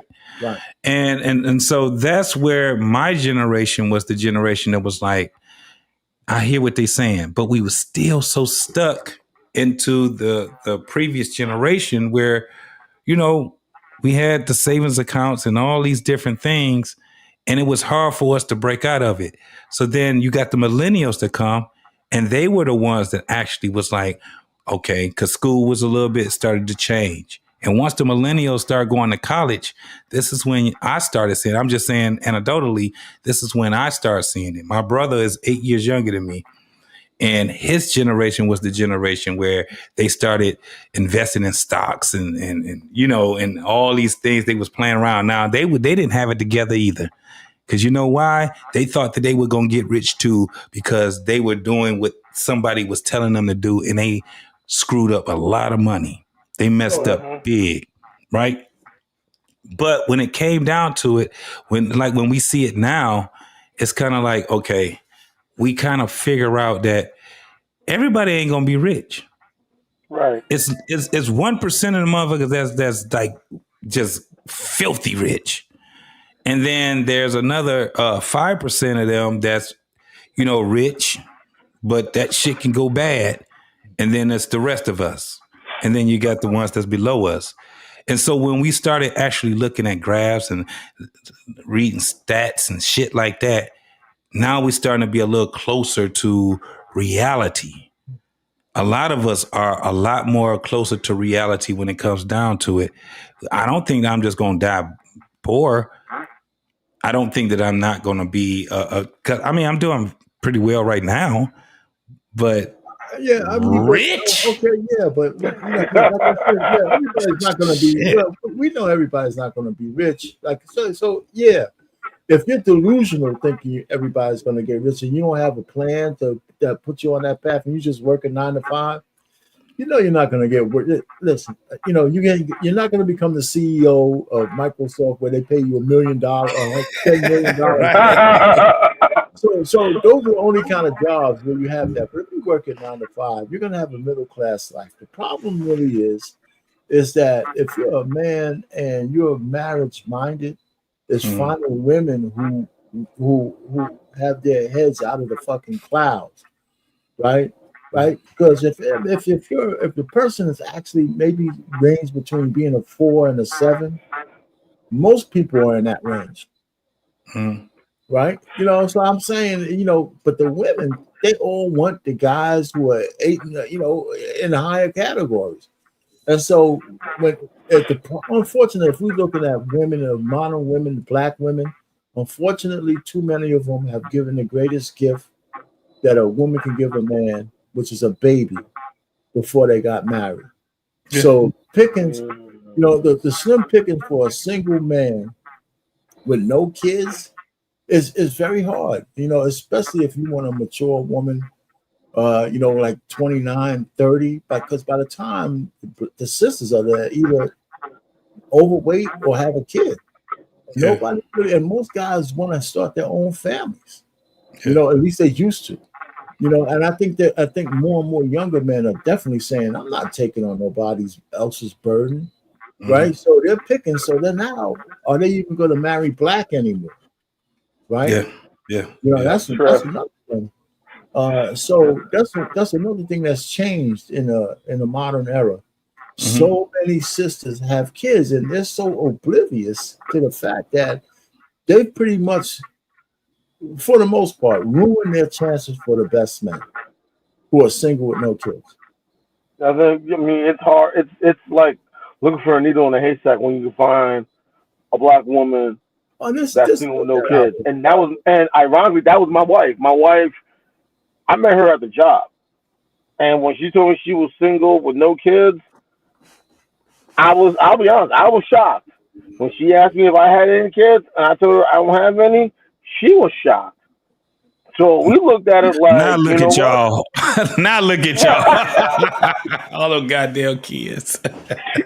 Well, I mean, but you know, I mean, but Hey, five let's not kids, say this. five kids, two grandkids, and one grandkid on the I'm way. trying to tell So you. I'm good. Yeah. So, but the point really is the women with no children. A lot of them, the problem with them is a lot of them, their headspace ain't right. Yeah. Right? They're still trying to, the worst thing I can hear is a woman 30 something years old saying, "I'm still trying to find myself." Where the fuck you been? Where you been? What are you talking about, man? What you mean trying to find yourself? And there's some tellers now. Listen, if I was a man, I would never, ever talk to a woman with a bullnose ring. Hell no. What? A bull nose. A bull nose ring shit. Every time I see that shit, I just want to do. You know how they be on them doors? I just want to. Yeah. Oh, you talking about them septum rings? Yeah, You talking about the septum rings? Oh, those fucking people are weird, man. You know, it's so funny because I use this AI shit, right? And right. I popped that in my AI generator, and it wrote a whole fucking song about the women and the septum rings. And it caught the inspiration I was trying to say, that they're on the outside. On your channel. I said, man, this is pretty good because that's my own channel, my theme-based music channel. I got all these theme-based shit, man. I gotta look at that. I ain't Yeah, so we have to play it here. But I'm just saying, I put out a new video every day because I just play with the AI music. I got a love song.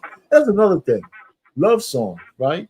Mm-hmm. There was a rapper who says, somebody asked, it was 21 Savage. He said, "Why you fucking guys don't make no love song?" Yeah, who's gonna make love songs to these bitches today? Right. He said, "There ain't no it ain't nothing to inspire you about it, right?" Said, "Why would I make a love song?" So I mean, so that's true. That's another thing. I like women. I like to hear women sing songs. Yeah. I can't stand the rap shit, man. I want to hear some singing. I want to hear some voices. I want to hear some, so that's why I just started fooling around with this generator. And I just have a thought, man. It gives you some jazz, it gives you some country, it gives you some this and that. It's pretty cool. Anyway, what you eating, Coach Ferg's over here fucking munching, man. Coach Ferg eating that apple. Eve made him eat the apple, huh? so anyway, like I said, that's another thing. And then, of course, the biggest thing with women today, not the biggest thing, another thing is control. They don't want to be under a man's covering. A lot of them don't. Right? And that covering, and that could be tied with submission. The people mismanage that word, it's and all that kind of cooperative. Everybody saw the PJ Washington thing with his Brittany Renner. Shit, unnecessary angst and drama. That was his fault, but I said that was his fault, but what was his fault? Oh, we haven't given her a baby. All that, giving her a baby, taking, going over, knowing that you had to pick up the kid. But still, you know that it's already some contention. I would just avoid all that together. I would just do it the legal way, R-Pain. He already has that issue with her. They've had sort of some contention, right? Asking, how did he get it? He can go through whatever the state provides, right, and have a mediation to pick up the baby outside of going over a house. I wouldn't even go over a house ever. Okay, so have a neutral site to do that. Yeah, I wouldn't even go. I would already have it set up. I'm in the NBA. I can go through the NBA's resources and say, "Listen, I want to pick up my son at A, B, C, D, E, F, G," and then I'll arrange it. And then I wouldn't even want to see her. She getting her little money. But she'll say, I don't want to argue with her. I'm not giving my kid to anybody, but. No, but if you do it through the law, they can't have nothing to say about it. It's already through the court. He already in child support, so I'm gonna make sure I at least can get a balance. he's getting bad representation. No, I understand. No, well, yeah, I think it's overblown. It's reputation. But she's already disruptive, though. She's already chaotic. Yeah. You know, I'm hearing you, Coach. Listen, is he stupid for going? I thought he was stupid for going over there with his. I didn't know she was his wife at the time. You know, and really, that's the crux of the whole thing because he brought his bitch with him, his honey with him. But they already know that. They already know that there's drama. That's why you avoid it. That's what I'm saying, man. Yeah, but I thought he was stupid doing that, right? I mean, just pick your kid up, man, go find. But I didn't know it was his wife at the time. I just thought it was just a girl that he was with, but it's his wife.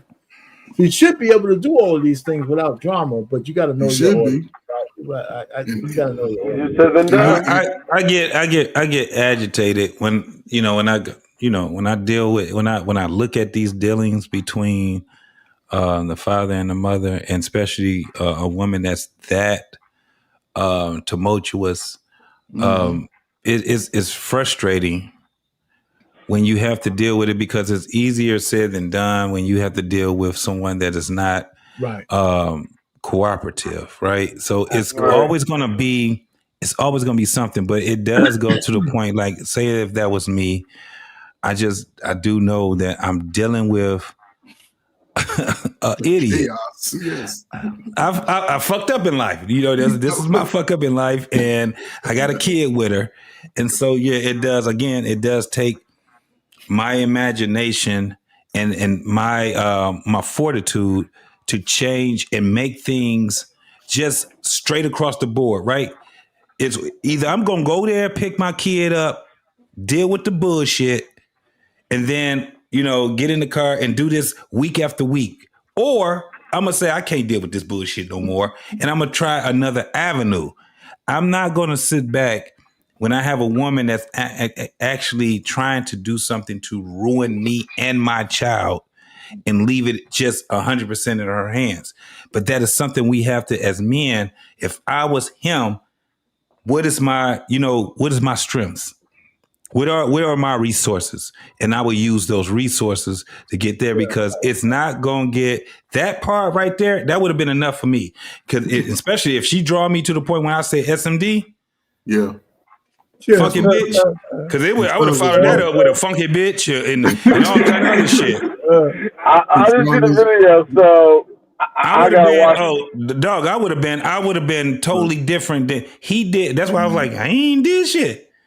Trust me, I know how to crash the fuck out. Yeah. I would have still been in my stride, but her mama would have came to me, funky bitch, let me tell you something right now. Get the fuck out my fucking face. I would have been totally different. He was cool compared to me. It would have been something different, but that would have been the last time. You dig what I'm saying? Because leaving there, let me tell you something. Come Monday morning, I'm filing a injunction or whatever it is. I'm like, look, this is what we have to do. Now I just talked to my lawyer, and now my lawyer sit back and said, well, this is your options that you can do right here. You need to avoid her, right? And I'm going to avoid her, and I'm going to avoid her for as many years as it takes for me to fucking avoid her. Now, if she can come around, because normally that's what happens when they get old and they hit that wall and the kid get old and now they got a problem with the kid too. Guess what they doing? JT, you need to talk to your son. Let me tell you what happened. We was talking and he told me I'm a man now and you can't do nothing to me. I need you to say something to him. That's what ended up happening, because that little kid ended up being a teenager and then he ended up being an adult. Okay, JT, here you go.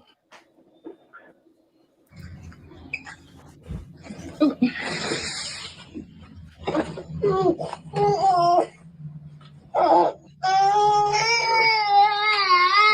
hold on, pause. This is what we're not doing. So every time that he does this, I'm gonna record this. That's not okay. I'm just letting you know. No, the thing is, this is the third time he's done it. This is the third time he's done it. He doesn't want to go with you. So actually. No, he walked away because first of all, he said too much. She won't give him the bag. she wouldn't give him the bag. So he tried to get the bag. She won't give it because she wants to say the stupid shit she's saying. Now, this whole notion that the kid's crying, that's just bullshit. Kids cry all the time. It's not a big deal. It's not. But our pain, here's the thing, though. I'm sorry. Go ahead. You know, and this is where, you know what I'm saying, listen, he already understands who she is, right? Okay. I don't even need his bag. I will make sure I agree with that. I agree with that. I will make sure that I'm noted that you sending this child out here without the deed of supply. All of that's getting documented. I'll make a note. My note in my phone will be 18 days long. Yeah, but I would have my own bag of all the shit he would need anyway. But that's what I'm saying. You know what I'm saying? But see, this is where she understands that even outside of it's bigger than her. It's falling apart. Her life is falling apart. He's clearly moved on. She was in a marriage, divorce, and she's right back to her, trying to go back to her same ways before, but she understands. She's getting older and that beauty is fading. But she's aging out of the system like we all do. That's why he can't afford to be pulling up over there, because in 2 weeks he come back over there. Now she's mad. She's mad. So he has to avoid that. He's already taken care of his obligation. He has to avoid that. Now, should he have to go through it? I'm saying no. He shouldn't have to. But that's the lay of the land. Yeah, but the point really is we're still making too much that of this situation. I mean, we're all talking about it, but I think we're making too much of it. Because the truth of the matter is, he is supposed to be able to go up and pick up his fucking kid without this drama. That's why you He is supposed to be able to do that. He should be able to it ain't necessarily said that he shouldn't have no drama. What it is, he just needs to do it strictly by the law of the land. Well, exactly. And honestly, what it is, RP, I get what you're saying. He should be able to go pick up his child and have no type of issues or deal with any type of nonsense or shenanigans whatsoever. Yeah, but you're all right. But we got a glimpse of this particular encounter because they're thinking. So now we're coming down on him for actually just trying to pick up his kid, and he didn't do it the way. No. What he did, I'm not coming down on him for that. I'm not coming down on. We're not coming down on him for that. He shouldn't have to deal with any type of nonsense whatsoever when it comes to picking up his child. But because now she's making it more difficult, more complicated, now he has to go through the law, and guaranteed that's not going to be even prettier. Because my brother, when he went through his divorce with his ex-wife, it was volatile. It was volatile in so many ways from both sides. Both of them were angry with each other for a lot of stuff. Stuff that he did wrong to her, stuff that she did wrong to him. It was ugly and it was volatile. And now that my niece, she's she's going to be 16 next month, it has subsided, but it has gotten to the point where it's better than it was before. Back then, they couldn't be in the same room. Now, they could be in the same room. They're just going to be on the other side, on different sides of that room. And it's going to get to a point, and I think parents have to realize this. Okay, Uncle Rick. Kids are going to see this stuff. Kids are going to know this stuff. And I remember someone I went to school with, she remembers a lot of the nonsense that her parents did to each other when they got divorced. And she did the one thing most people didn't realize that was possible. When she turned 18, she was able to pull up and was able to get a copy of all the transcripts and everything that went on with her parents' divorce and the custody arrangements and everything else. That shouldn't even be an issue, though. Those things right there should be beyond the child's even understanding about. Well, she was 18, though, right? No, she's 18 now. Let me say this, though. Let me say it because I think you're missing a key moment. While he was picking the baby up and the baby was crying, the one thing that stood out to me that what she said was, see, he always does this, meaning the baby always cries when he come to pick the baby up, right? So that means he's experienced this more than one time. Yeah, but the point really is that kids cry all the time. Yes, our pain, but she's making an issue. She's making an issue. She's making an issue of it. But sometimes you gotta just ignore what people say. But he didn't. Hold up. He didn't ignore it. He didn't ignore it. Is what I'm saying. He blew. If you with your wife and a woman outside of her gets you skipped ahead because we can't get there. She just said the kid always cries, and he walked away, and she followed him, and then she started talking some shit, right? I mean, get in the car, drive off. That's it. With him. That's what he got to do. He's still standing there. Get in the car. Because she's holding his shit. She's holding his bag and stuff. Man, forget that little bag. Get in the car. See, now she coming over there. That damn caddy is so dope, though, man. That Escalade is dope as hell. Damn Escalade. I'll get a Tahoe instead. Okay, so she's over here saying this shit there. You should hurry up and get that baby in that car and get on up there. What'd you say? What'd you say? Hey, pause it. That's what he told. He didn't say, and that's what I was telling Izzy. Yeah, right. He said, "Man, fuck this." Yeah. He's frustrated because why are you following me? Why you keep talking to me? Yes. I can't get in the car fast enough. Yes. This is the thing is that, and this is why I was telling people. I said, "Listen, this man is in a hostile environment. This would be the last." I'm telling you, if that was my brother or cousin or whoever it is that I knew him. That's the last time you doing it in that manner right there, homie. We ain't doing that no more because what's going to happen is going to get worse. I ain't talk about his behavior. The man actually is doing very well. At the end of the day, like I said, her mama, look at her with the camera and everything. I probably would have said SMD2 to her. You funky bitch. I would have been, and I wouldn't have broke stride, right? I would have still got in the car. Get the hell on out there. Right. So at the end of the day, this man is in a hostile environment and he has this child and she knows what she's doing. Because if they were doing that with a fucking dog, she wouldn't be getting away with that shit. And she held back the bag. She held back the bag just so she could get his left. She could have gave him the baby in the bag. So she wanted to peep in the car. She wanted to see who he had. She had backup.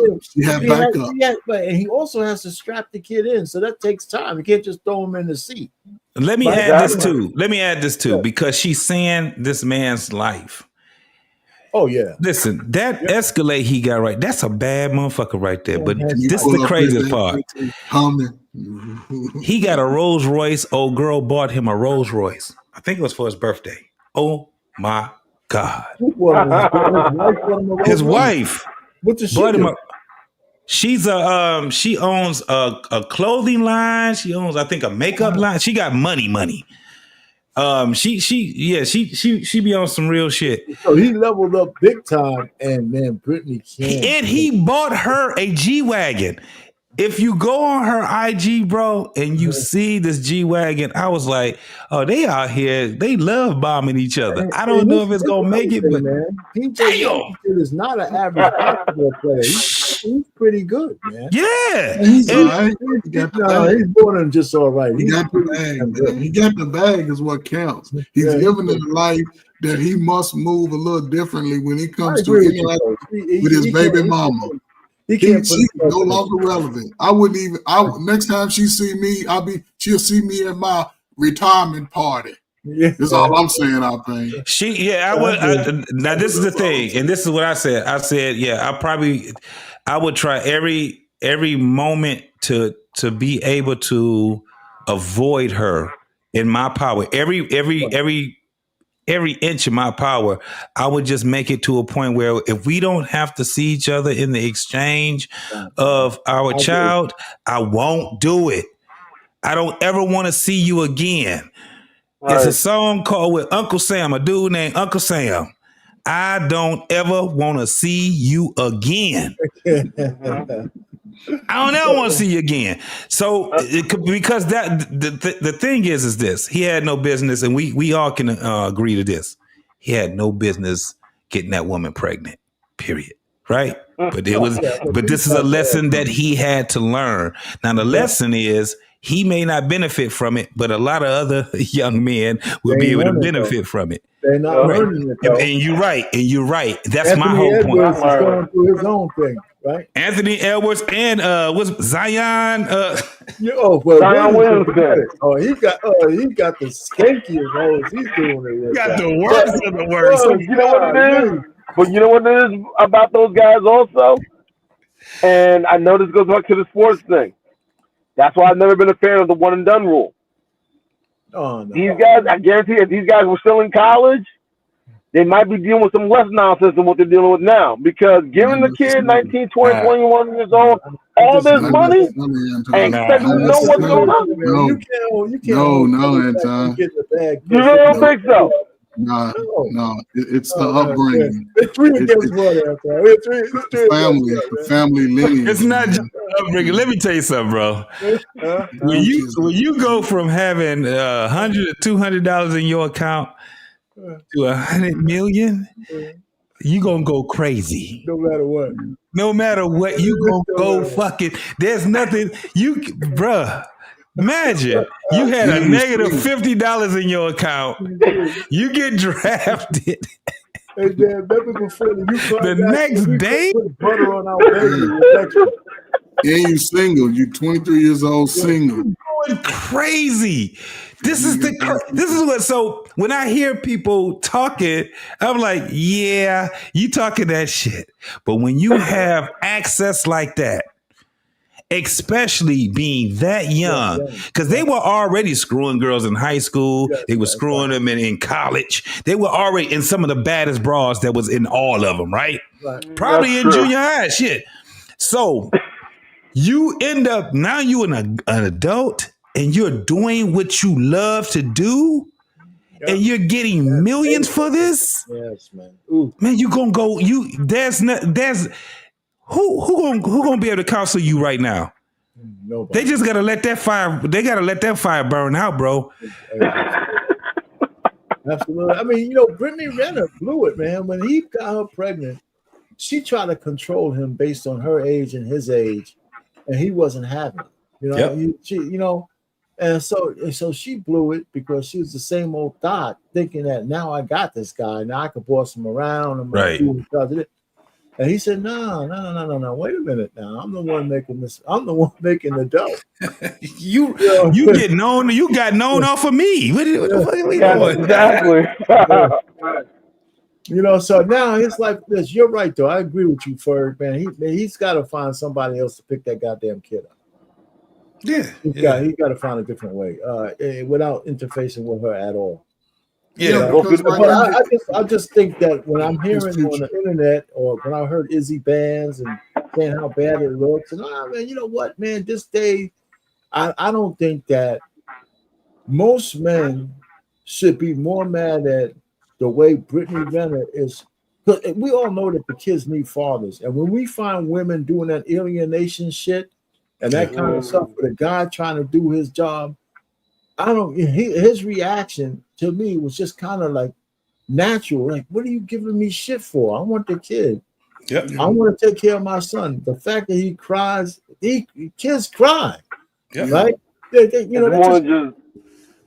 that also goes to show to me that he hasn't really established that bond per se. I disagree. Hold on. Listen, you can disagree, however, right?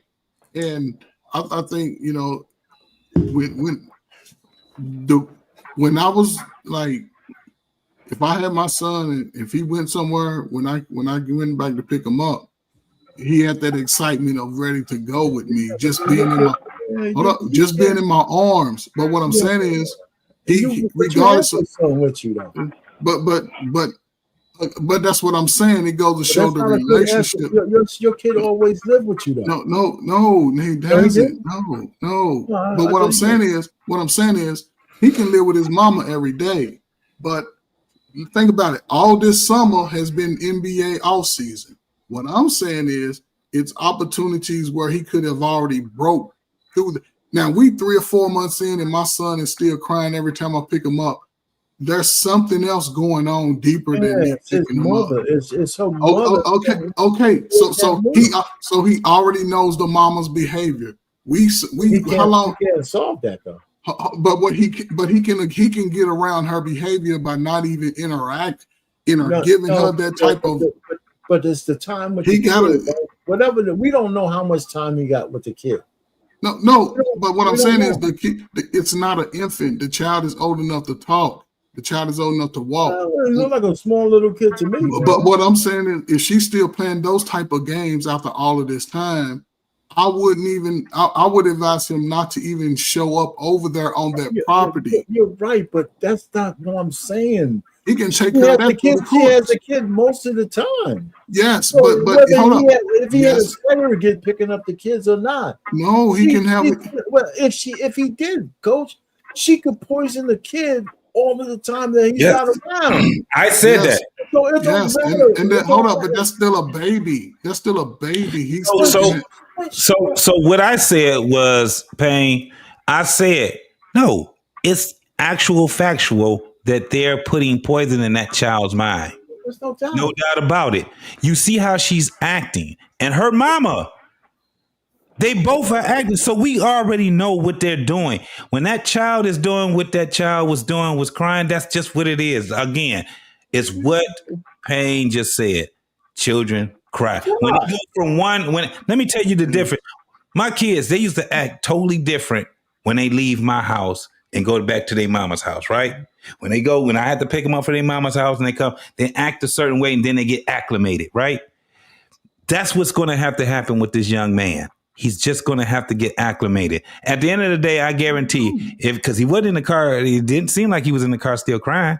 Once he got in that car and he sat down, he was cool. Just going to say that. He didn't sound like he was crying in the car. And at the end of the day, once we in the car and he out there, hey, boy. Coach, I get what you're saying, but let me tell you, man, a bitter woman, you could get a surrogate and all this other shit by the court. She could make it. She could probably once or twice not give that kid to a stranger. Yes.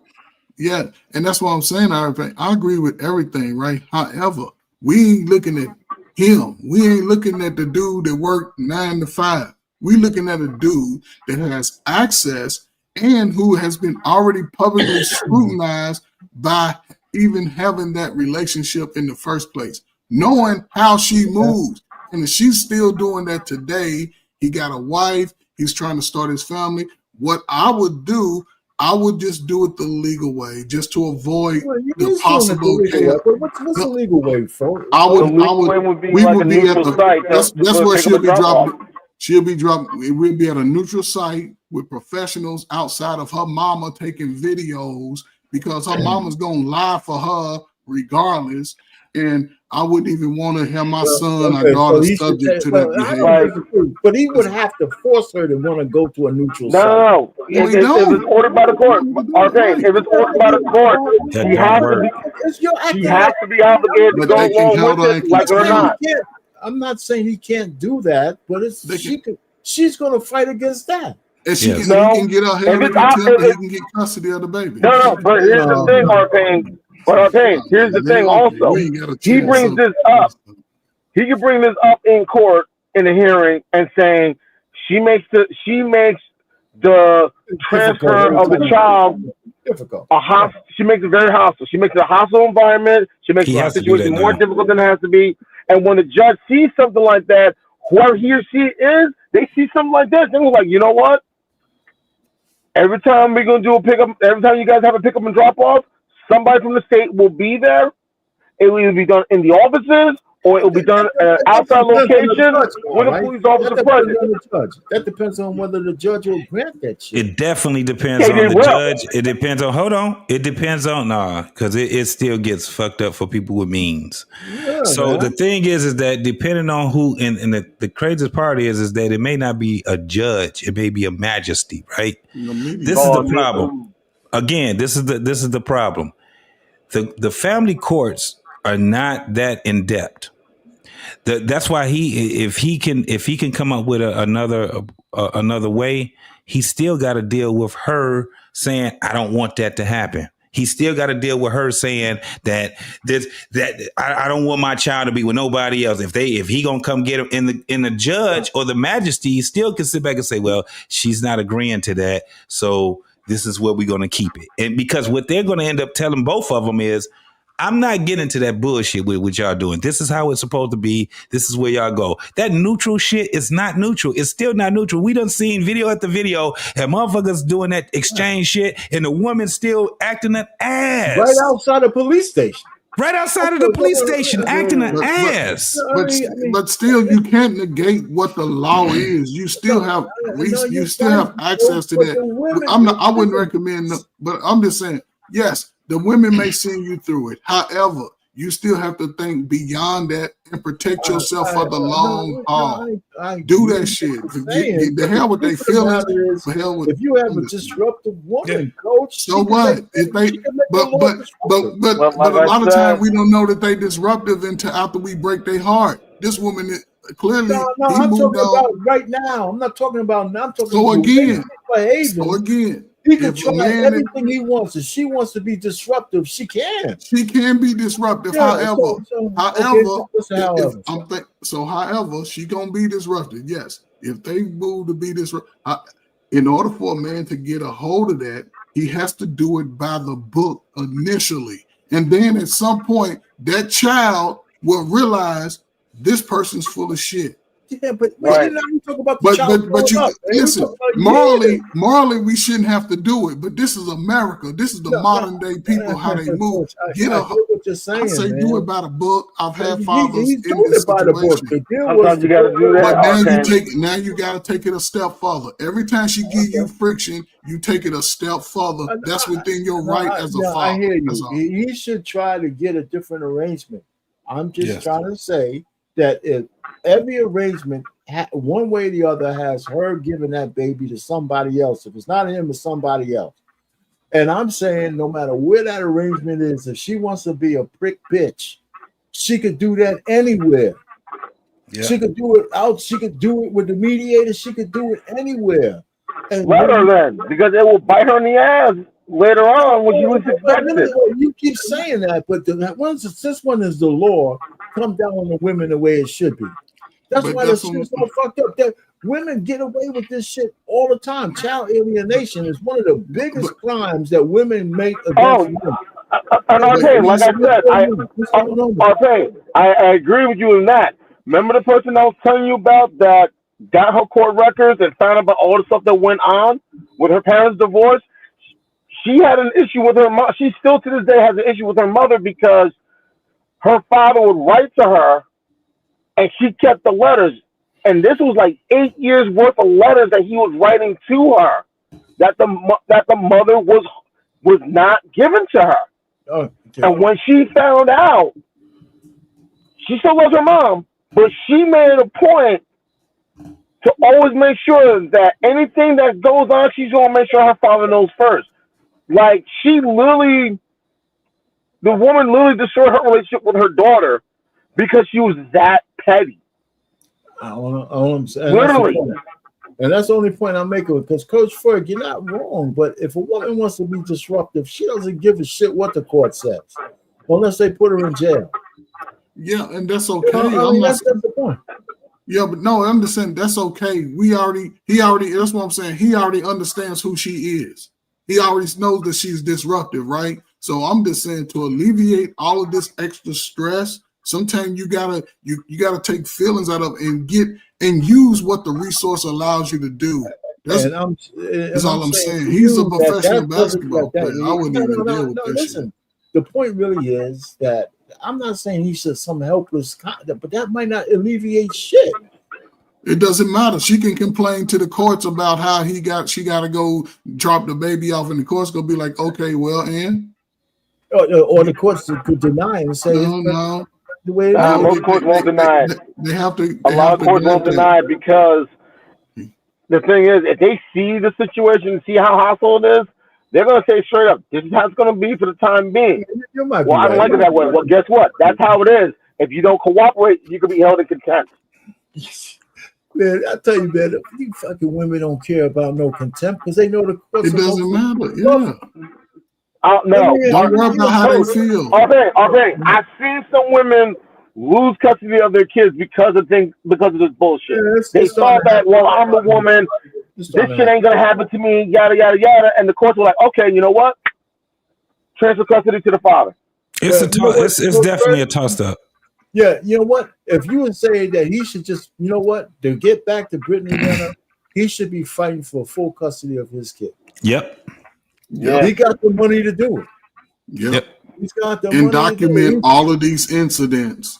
All of these incidents. He wants her to shut up and act right. I'd be taking her ass to court for full custody of my kid every chance I get. Yeah, you right, RP. And this is the thing, bro. Unfortunately, that's the thing that men have to do, and because he does have the means, but he still got to be careful, right? Because depending on what that judge is, you start spending, and they know that you out here spending money on lawyers and all kind of other shit, then they're gonna up your damn No. Well, his salary is child support, but his salary is public record, man. It's all public record. So yeah, I mean, they know how much you right on that. Yeah, and then it's a cap. They because a lot of states are starting to go on. Yeah, depending on what state it is. But I think that because somebody did say it was a cap. What's going on, El Cheapo? What's going on, Sweetie Pie? How you doing, baby? His thing was that he was never married to her. That's why it's just strict child support. But still, why couldn't he do why now couldn't he do what Anthony Edwards did? Just go ahead and just get it. He didn't do it. But I'm saying he can still do that though. No, he can't. But Anthony Edwards didn't pay. You can go and ask the court to pay it all. That's not. That's just an internet rumor. That didn't happen. That didn't happen, and it can't happen. It's an internet rumor. They're not going to allow it to happen. But what he can do, and I heard Anton. Shout out to Anton Daniels on this. The best thing that he could do is take the money that he has, escrow that money in, put it into a where it can collect interest, and then he give her the amounts that's supposed to be in there, and he just do that, and it automatically goes. It's like an allotment that he gives to her while he still can get interest put on that account. That's the best way to do it. Right. And all that. Yeah. He can't go into the court and say, well, I'm going to pay the next 18 years because whether he makes money, more money or less money, they don't know. And they're not about to do his work. They're not about to do all that extra work for him. So the whole thing that they'll say is that this is how much it's going to cost for this time being. And so another thing that they're still fighting over. I thought it was done, but they're still fighting over her skipping to California, trying to get it under California. I don't think that's settled yet. Nope, it hasn't. It hasn't. That hasn't settled. So it's a lot that he has to deal with. But the thing is that these are the things that you have to go through. But Anton says something. It makes so much. If he got the money like that already, you add that up, you put that into an account, and you escrow that mug out, man. You give it that little bit that she's supposed to be having, and there you go. You ain't got to worry about it. Yeah, just split off the side, man. You can, that's exactly right, man. He's got options, but his problem is that he's going to be the guy's an idiot, man. He's got like 4 or 5 kids now. 3 or 4 kids. He has 2 kids with his wife. Oh yeah, but he didn't have a couple others on the way. Brittany was the not PJ, not PJ. I'm talking about Edwards. Edwards got some. He got a gang. I don't even know how many he got. Let me look and see how many kids he got. He was an idiot. What's the guy? Tyreek Hill's an idiot. Yeah, all these dudes they crazy, man. So you might as well put Cam Newton up there too. No, but Cam Newton, he planned his that way. He likes it, but he didn't. But he mismanaged his money, and that's why he's doing his podcast. A lot of his kids. So the fact that you say that they're idiots, then there's no onus on the woman because they are who they are, and they already know who these women are. The man is it. If you're the one with the breadwinner and you sticking your dick in these thoughts, you're an idiot. Right, and it has nothing to do with the women. So when those women become those women to those men, it's not the woman's fault. It's all He got on 4 him. kids. Anthony Anderson has 4 kids. Listen, man, he's an idiot, man, because all Right. of those women are sitting down here looking at him and say, "Are you really gonna bust a nut in me? I'm as frail as a goddamn rabbit. We don't even like each other." And he's going in plowing into these bitches, man. He's an idiot. Right. I agree, Alpine. So when they start showing up and they like, hey, don't come and get your baby and don't have my baby around them more, that's his fault. That's his fault. Yes. That's his fault. It ain't got nothing to do with her. She gonna be who she is. And that's what I'm saying. Back to PJ. But I think back to PJ. He knows who this woman is. He just saw her get married to a dude and divorce in No, but days. yeah, but what Payne is saying, this is the thing. What Payne is saying is this. This is what you got to deal with, homie. Right? Once we got to that point where we saying, look, dumbass boy, right? Look, little dumbass boy, you fucked up, right? But then there's a fairness that has to come after that. We already done cussed them out and everything else, right? We already done said you an idiot. You shouldn't have did that shit. You out here just messing around with all these goddamn women. Now, it does not give her and exonerate her from her being a fucking idiot too. But this is my thing. I'm tired of talking to these hard-headed ass women. Think about this. How do you think these podcasters would go where we say we're not talking to y'all no more? We just gonna talk about y'all and we're gonna talk to the men. You sit back and you tell the man, you know how stupid these hoes is. Why you keep fucking with them? And we never talk to the women. You know how that shit gonna go? Yeah, it's not gonna go too well. It's not gonna go too well for them. Yeah. But because what they're gonna do then is say, well, y'all just talking about us. Yes, because when we were talking to y'all, what was y'all telling us? Who hurt you? Y'all don't know what the fuck y'all talking. They would just say you hate yourself. Yeah. What if your mama? But if we sat back and said, okay, we're not going to talk to y'all no more. We're just going to talk to each other. We're just going to talk about y'all to each other. We're going to hold each other at task. What you doing with that stupid ass woman right there, boy? You know she dumb. She got AIDS or something. We don't know. And we never talk to them. That shit gonna sound crazy as hell. But PJ Washington made one mistake, right, with Brittany Renner, and he didn't go out there and start impregnating a whole bunch of women. Right. He found another woman, got married, and he's doing it the right way. And it's obvious that Brittany is bitter as hell, just like Kayla McCall is bitter as hell that her zaddy says, you know what, man, that nice ass you had was okay. The black woman effect on a white man and shit. Hey, honey, you give good head and all that shit, but I ain't marrying you. Right.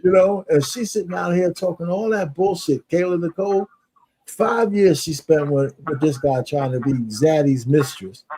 And when he got tired of that shit, man, because if you listen to her talk, she's every bit of the modern fucking black woman, man. If you hear her stance, her positions, and all that shit, man, and he probably said, man, you know what, I can't bring this chick home other than to play with. And then when Taylor Swift, the billionaire, came up, nobody, nothing. She's a stick figure. So what do you think? What do you think would save us, men and women? Is it abstinence or marriage? Well, it's funny. It could be a combination of both. Well, first of all, abstinence is not going to save us because it's an impossibility. Or I shouldn't say impossible. It's very improbable that you get through your adult years without, for both men and women, right? You're going to fool around, and it depends on what. You remember the white girls used to say, they'll let you, they'll give you some sloppy toppy, they'll let you bang them out in the butt, but as long as you didn't touch the pussy, they're still virgins. Yep. Yeah. Right. So they're doing all kinds of shit. But as long as you didn't stick it in the right spot in the vagina, she's still a virgin. So I don't think people get through there. I don't think you can make it to marriage without testing the waters here and there. And I think it's not a waste of time for saying it, because some women might want to be abstinent. And some men might do it by choice, but like I said, I think getting married is the thing that we should start. Well, Let me take that back. As a married man, I have to say to you, JT, and I'm gonna stop right here. Mm-hmm. I'm not so sure marriage is right for most Americans anymore. Most people in a way. Going forward. I'd rather a person who wants to get married, I'd put you in a different category, right? A person who finds a mate who wants to live under a covenant under God, whatever your religion is, whatever the covenant is, that's a different category. I think most people should just sign. I think most people should write a partnership agreements. Yeah. Just write partnership agreements that whatever state you're in, I can write up a contract. We're gonna get together. This is yours. This is mine. Right? We'll get together. Now, if we have a kid, that's where it complicates. We could make some preliminary agreements that might not be binding, but we could find out with a lawyer that says we're gonna have joint custody no matter what. Right? So, and if the partnership falls apart, if we have kids, we have joint custody. No, should it be a retention? Which means what's a retention? So you're having you have a contract, and it either you can renew it after 3 or 6 years. You can write that in there. You renew it. If you don't renew it, then you can go by your own. It lasts until you dissolve it. Yeah. But you can have endpoints where you have to upgrade it and shit like that. Yeah, that's a 2 contract. years, 5 years. If I'm in a partnership with you, anywhere between 3 and 5, I think. Right, and with business partners, that contract might change. If as things grow, as this and that. You know what I think that should also happen? Yeah, this is about to be crazy because I'm about to add on to it. Right. You should have a certain amount of money to escrow where nobody touches it until said contract is dissolved. Well, I can be a part of it too, JT. Yeah, Hey, you see, the reason why I'm that way, JT, because all that's part of it. Because now people are not fooling themselves. Yeah. We're not fooling themselves. We don't really want to be married that way.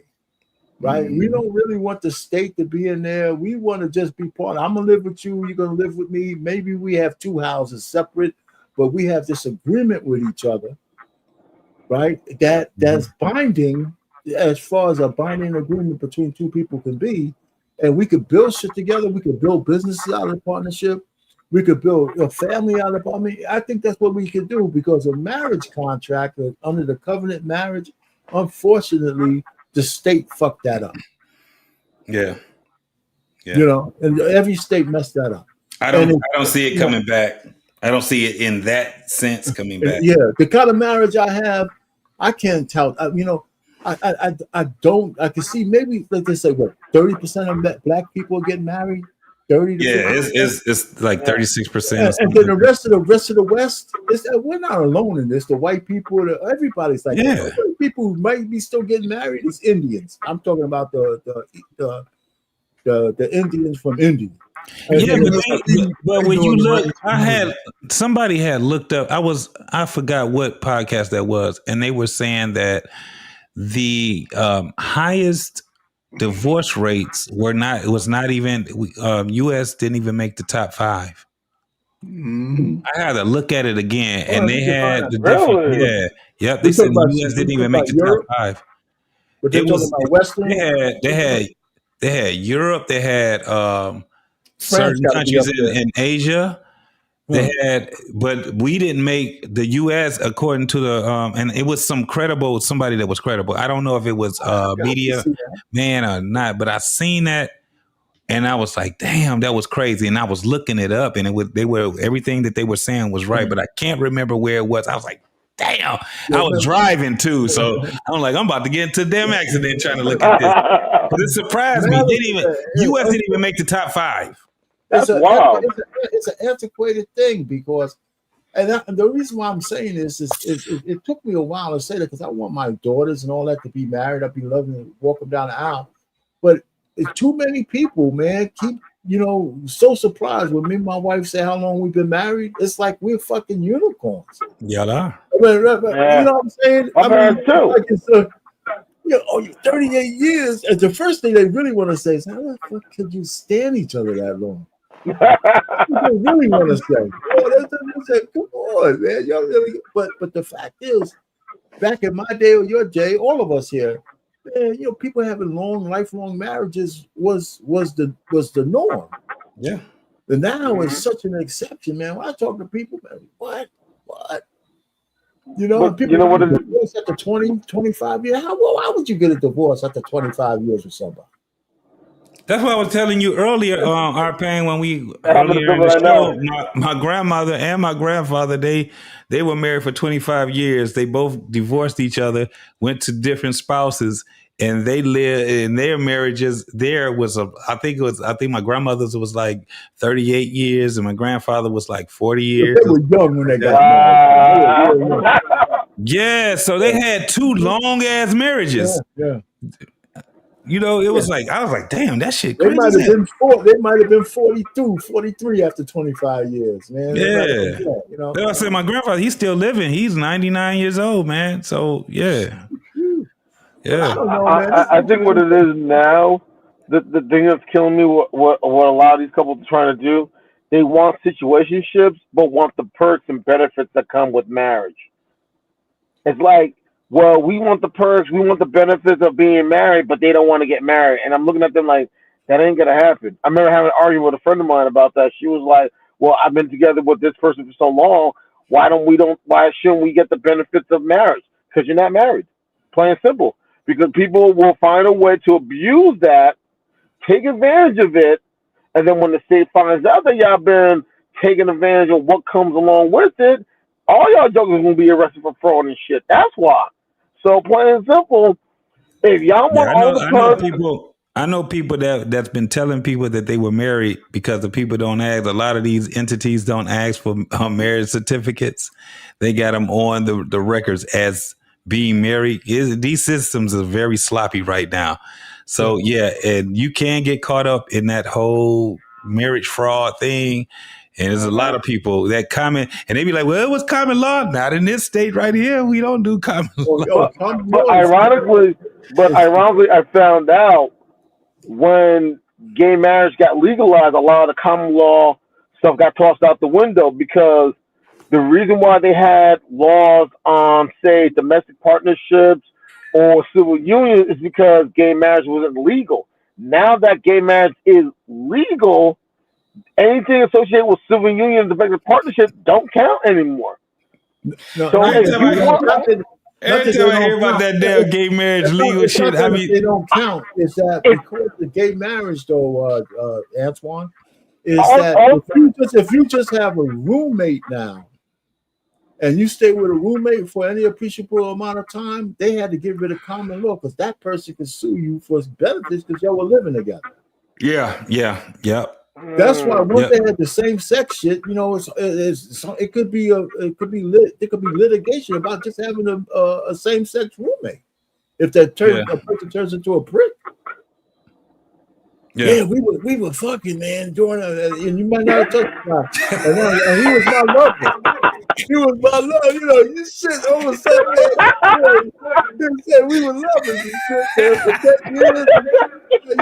He was a piece of your action. Get out of here. Every time I hear same sex marriage, though, it was a movie with Kevin James and Doug. What's his name? They were firemen. Adam Sandler. Adam Sandler. Chuck and Larry. That was so good, man. Remember they said, show us they were supposed to try to prove it by kissing their court. Yeah, that was so funny, man. That was a funny ass thing. They were like, prove it. Yeah, kiss each other. Oh man, that was so crazy. No, it made me laugh so hard because what's his name, closed his eyes. Kevin James, he closed his eyes while he was. That's just funny as hell. And Vin Ray's singing in the shower. I'm every woman. That shit's funny as hell, man. Oh, golly. But yeah, man. I don't know, man. We're definitely not we. It's the younger folks, man. They're definitely in no man's land right now. I think what They, it is. I think what it is, and you said it before, JT. It's the fluid shit. That's the problem. oh yeah, I can't It's stand the that. fluid. It's the fluid shit. They don't want the boundaries. They don't want. They don't want the standard. Not the standards. They don't want the boundaries. They feel like there are restrictions. That's why. So that's why they feel like, oh, it has to be fluid. Not always. It's almost like they're Now, trying to re. yeah, I've known people, family members that have been together for 40, 50 years, never did state sanctioned marriage, right? But they had their paperwork together, right? Yeah. They had their paperwork together. You know when you find out when people got their paperwork together? When somebody When died. someone dies. That's what we. Hey, look. This is the thing. When people die, this is when you understand exactly what life is all about because you still here, and you be like, they Yep. didn't do what? I thought they had insurance. I thought that they were together. I thought that they were married. I thought they. Then you find out, damn, I thought he only had 2 kids. For some odd reason, at the man's funeral, there's 5 more kids that pop up at his funeral. Who the hell are they? Yo, who How are the people? fuck That's y'all those find kids. That's funny. How the fuck you find out? Yeah, that's crazy. I done seen a couple of those things happen too, man. But we ain't got to worry about that. Well, I ain't talking about us, but I'm talking about the younger generation, them Z's and beyond. Yeah. They ain't got to worry about none of the problems. The problems that they gonna have, we gonna just be thankful that we ain't had those problems. Because Exactly. these problems that they got, man, it's a whole different world. It's gonna be a They whole trying different to. They're world. too busy trying to rewrite the rules and everything else that conforms to them. And I'm looking at them like you can't rewrite the rules because let's be honest, God, nature, they don't get it wrong. So how are you gonna tell the Almighty and Mother Nature that they're wrong? They would never know, especially the young men. You would never know real heartbreak. A woman that you really, really like Ooh. end up getting taken from you. You can't write a song no more, right? They ain't writing these type of songs. Listen, there has been guys that can tell you some shit where they be like, man, I know how it feels to love someone and have lost them. They're not going to be able to talk about that type of shit. Like some of Yeah, the things that we say, this heartache. Let me tell you something. We benefit from that. We benefit a lot from other people's heartache, man. And one of the that's things true. that made us benefit very much was some enjoyable music. Oh yeah. We Yep. we when I tell you, that's when people are at their heartbreak. They made some of the best music ever. Yep. Now what you got? Fuck a bitch. You gotta suck my dick. And fuck. That's true. That's even in the R&B music. You can't tell the difference between rapping and R&B now. You know, it's that type of shit. So man, I've been posting a lot of old school stuff, man, commercials that we like. The way this is a national thing too, man, where you play certain things, commercials and stuff, and everybody will talk about it the same way. You're like, I remember I used to be eating cereal watching that, right? Or we Yep. knew songs, or we had cliches that everybody shared, and this was a national thing. Us as black folks, we had some real. This is the thing too. We in black people and white people, we actually know each other. We like each other. We actually like each other. A lot of people they won't even admit it. I'm like, man, if you look at some the commercials, Yep. the TV sitcoms and stuff like that, we really liked each other. I was amazed, probably when I was about 20, 25 years old. The mute, like white people used to love what's happening. If you don't know what what's happening is with Raj and Rerun, and they And like that. Dwayne. You would be amazed at how many white people was watching Good Times, how many white people was watching the Jeffersons, how many white people were watching, you know what I'm saying? They were watching our stuff. But we were also watching theirs. Dukes of Hazzard, Dallas, Who Shot JR? We knew all that shit. All the commercials. Knots Landing. Let's get Mikey. He won't eat it. He hates everything. Yup. So we have a culture, an American culture, that a lot of people are ashamed to even admit, because they want to keep this whole division thing, this thing, black people and white people. We be trying to act like we fucking foreigners with each other. No, we not. Nah. We actually like each other more than we admit that we like each other. We got more in common than we have that's not in common. Not in common. That's Absolutely. true. That's true. I mean, we all trying to make. We all got to work for a living. We all, our money spends the same. It just depends. I think that we as black people, we spend too much time thinking about that. Sometimes I think we believe more of the hype than we need to. Yep. I don't want to get down that path, but I think a lot of us, the success that we can have is mostly still up to us. Mm-hmm. And a lot of black people don't believe that. They actually don't believe that they're worthy of. You put in the work. You might have to put in more work than somebody, but shit, everybody ain't gonna make it. Everybody ain't gonna make it. Yep. And listen, and I just sit down here. There's a lot of fucking. I mean, if you really look at a lot of charts, I mean, when people think white people in general are doing so much better than us, it's just really not true. It's really not. I mean, it's really not true, man. In a lot of in some areas, yeah, but in a lot of areas, at one point in Queens, New York, the per capita dollars of black people surpassed the white people. It was a short period of time, but it was true. So I'm just saying, we can compete if we want to, as long as we stop thinking of ourselves as less than. We're not. I mean, we can. Black people have achieved a whole lot of stuff. I just think our thinking is a little bit off. Yeah. From time to time, we don't give ourselves enough credit, and we live too far. We live too long in the past. Yeah, I agree. We just need to be informed by the past. We don't need to live there. Right? I mean, I could talk to some black people, and the truth of the matter is they've never even faced any racial prejudice. They just think they have from everybody else telling them how white people are prejudiced. Just like women, right? They have all this so-called trauma, and some of them never even really experienced it. Oh, my auntie and my grandmother went through this. I said, when was the last time a man beat you? Never. So what are you talking about? Why you got that jacket on? Take that damn jacket off. I mean, so it's sometimes people just need to be aware of what they take on as baggage when it's not even their baggage to carry. Absolutely. Right along with you, brother. Yeah. Sure.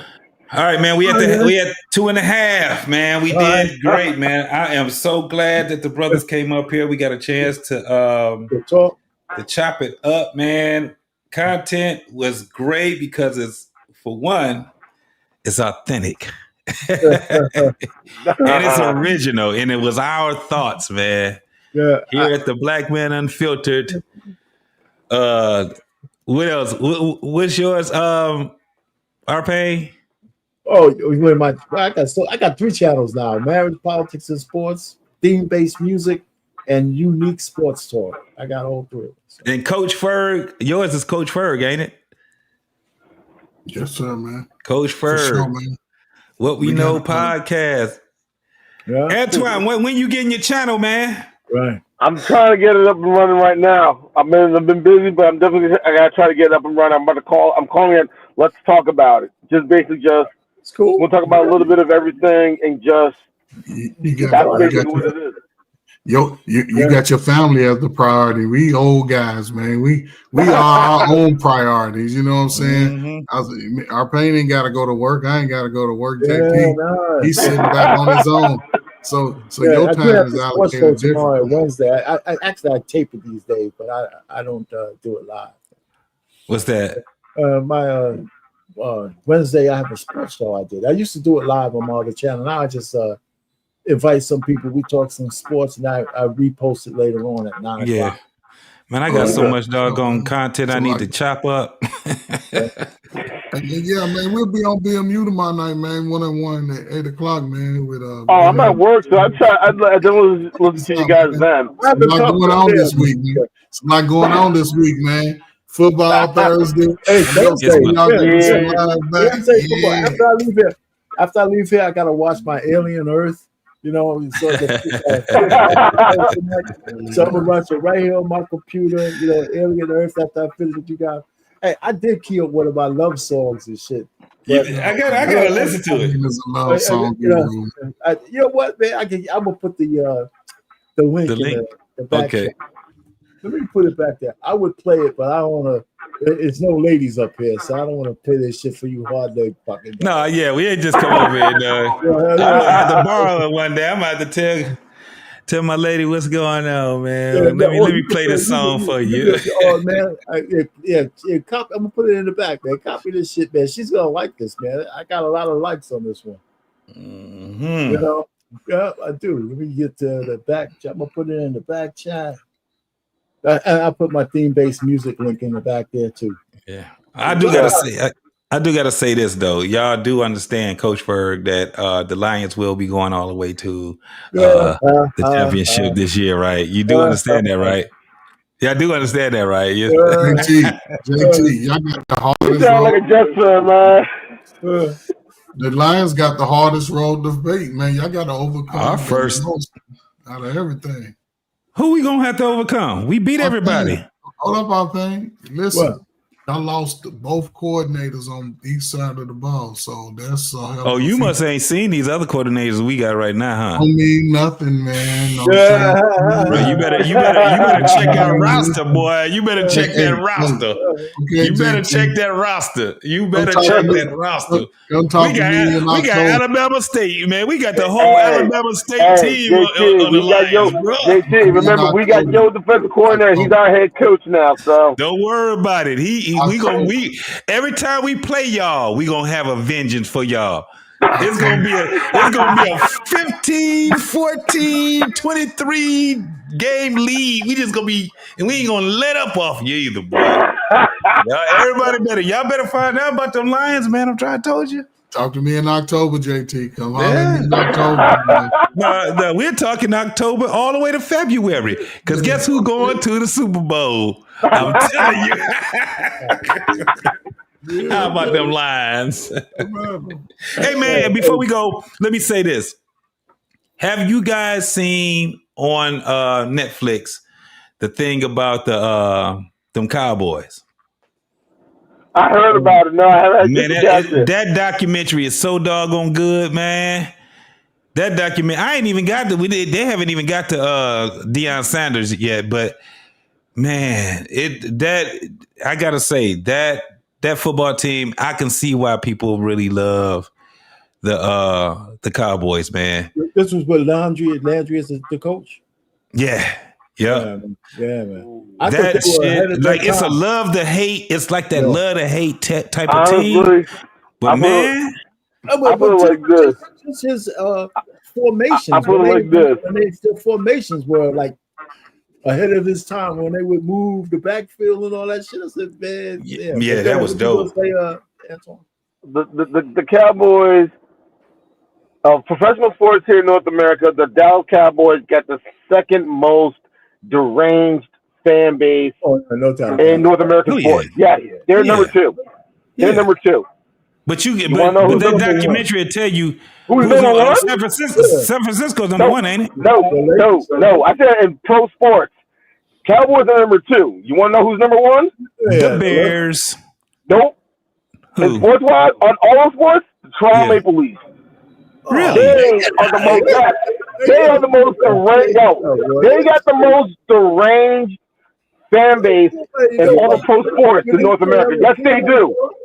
The last I gotta say, let me tell you, I gotta say he's right because I'm right here. I'm right across from Canada. Yeah. And let me tell you, man, that he's not lying. As soon as we go over there, all you see is Maple Leaf, all the way from Windsor, all the way to Toronto, all the way to Kingston, all of that shit. I'll be like, these motherfuckers are the range. Strip club. All you doing is going to the strip club. Yo, they are the range. That's The last time, listen, the last time they won the Stanley Cup, the league only had 16. That's when the last time. That's the last time. Seriously, that's the last time they won the cup, and that was in '67. And that was the last year when the NHL only had 16. We've had expansion for the last 50 plus years. The other original 16s have won cups, but them. But I hear you. Yeah. But I always tell them, I tell my homeboys, because, you know, like I say, we literally right across from Canada, and they come over there with them damn Maple Leaf jerseys. I'll be like, boy, you better get you a real jersey. Get one of them Red Wings jerseys over there. Hey, this is a real jersey right here. Stanley Cup, baby. Let me ask you, I know we get out. Have you ever run into Anton Daniels out there in Detroit? No, I have not, but we know some of the same people. But I have yet to have run into Anton. He's downtown Detroit. I don't really hang in Detroit too often, every once in a while. So it's very difficult for me. Now, like, again, when I used to be riding my bike and all that stuff in the D, most definitely. But we know some of the same people, man. We know some of the same people. Detroit is big, but it's tight knit. Yep. But he's a from all the people that know him, they all say he's a cool guy, man. And he's crazy as hell, though. That's for sure. Oh yeah, but man, you know what? Man, if you're financially free, it's easy to be crazy as hell. Hell yeah. But being here, knowing what people been knowing him for years and stuff like that. It's just like I said, I've never met him myself, but from what I hear from other people, man, he just that dude for him. You know, he cool. You know, yeah. So that's what I watch a lot of this stuff, man. I did a live with him, man. He had me up on the show. I must have been up there for like a good 20-something minutes. Now the only problem is he didn't promote me up and shit, like put my tag down there. So Anton, they should hook me up. We were talking for a long time. He just had one of those sessions back in the day, like 2 years ago. Okay, So he gave me we were talking for like 20 minutes. Yeah, the only time I've ever talked to him is on social media, right? Whatever. Did y'all see his what he did with Charles White? Yeah, that's a good one. Yeah, hey man, listen, man. I like a lot of his shit. I do catch. I like Charleston White. Yeah, I like. He's a lot of good shit, man. He got a lot of bodyguards around him, don't he? No, he has a couple of bodyguards. He goes to places. He goes by himself sometimes. It's not by himself, but he have people that's with him or whatever. But you don't want to run into that little boy. That little man he carry guns and knives. Yeah, he don't hold them up. As soon as if you act like you about to say something or do something to him, it's on and popping, baby. He about to pull that. Yeah, he already know. He'll tell you, I'm a little man. I ain't got no time to be sitting there fighting nobody. I'm not fighting nobody, man. Hell with that shit, man. Yeah, but he's cool, man. They got some shit to say, man. But I didn't see all the interview. I'm gonna go see some more of it, man. That's why got a lot of. I told BMU, man, he has every so often he needs to come up here, man, and do some solo shit. Yeah. As the face of the channel. Absolutely. Actually, because it's pretty good. He come up here talking bullshit. I said because he won it on Friday. He was up for like maybe 30 minutes or so. I think it was Friday or something. I said I was reluctant to come up. I said, man, you over here grooving, man. People should see you more. Yeah, because he has a great thought, and once he get to flowing, he going. Yeah, exactly. Kick it, man. This is the DMV thing. We can all come up after you finish saying what you have to say. Absolutely. So it'd be nice to see you do a little bit more of that. Anyway. Yeah. All right, bro. Antoine, I think Ferg cut out, man. He's going. Yeah, dude. Yeah, man. You gonna close down Yeah, I'll close it down, man. Most definitely, man. Antoine, thanks for sharpening up, man. Most definitely, Antoine, man. Always, man. I appreciate you, brother. I'm gonna go. Most Hey, listen, definitely. you guys obviously ain't watching Alien Earth, man. I was waiting for this shit. So I gotta go. I'm an alien guy, man. So I gotta. If it has alien on it, I'm watching. I watch every single one of them, man. All right, man. I'll see you guys. All right, man. Y'all take it easy, man. Hey, love each and every one of y'all. All right, man. We out. Peace. Later. All right.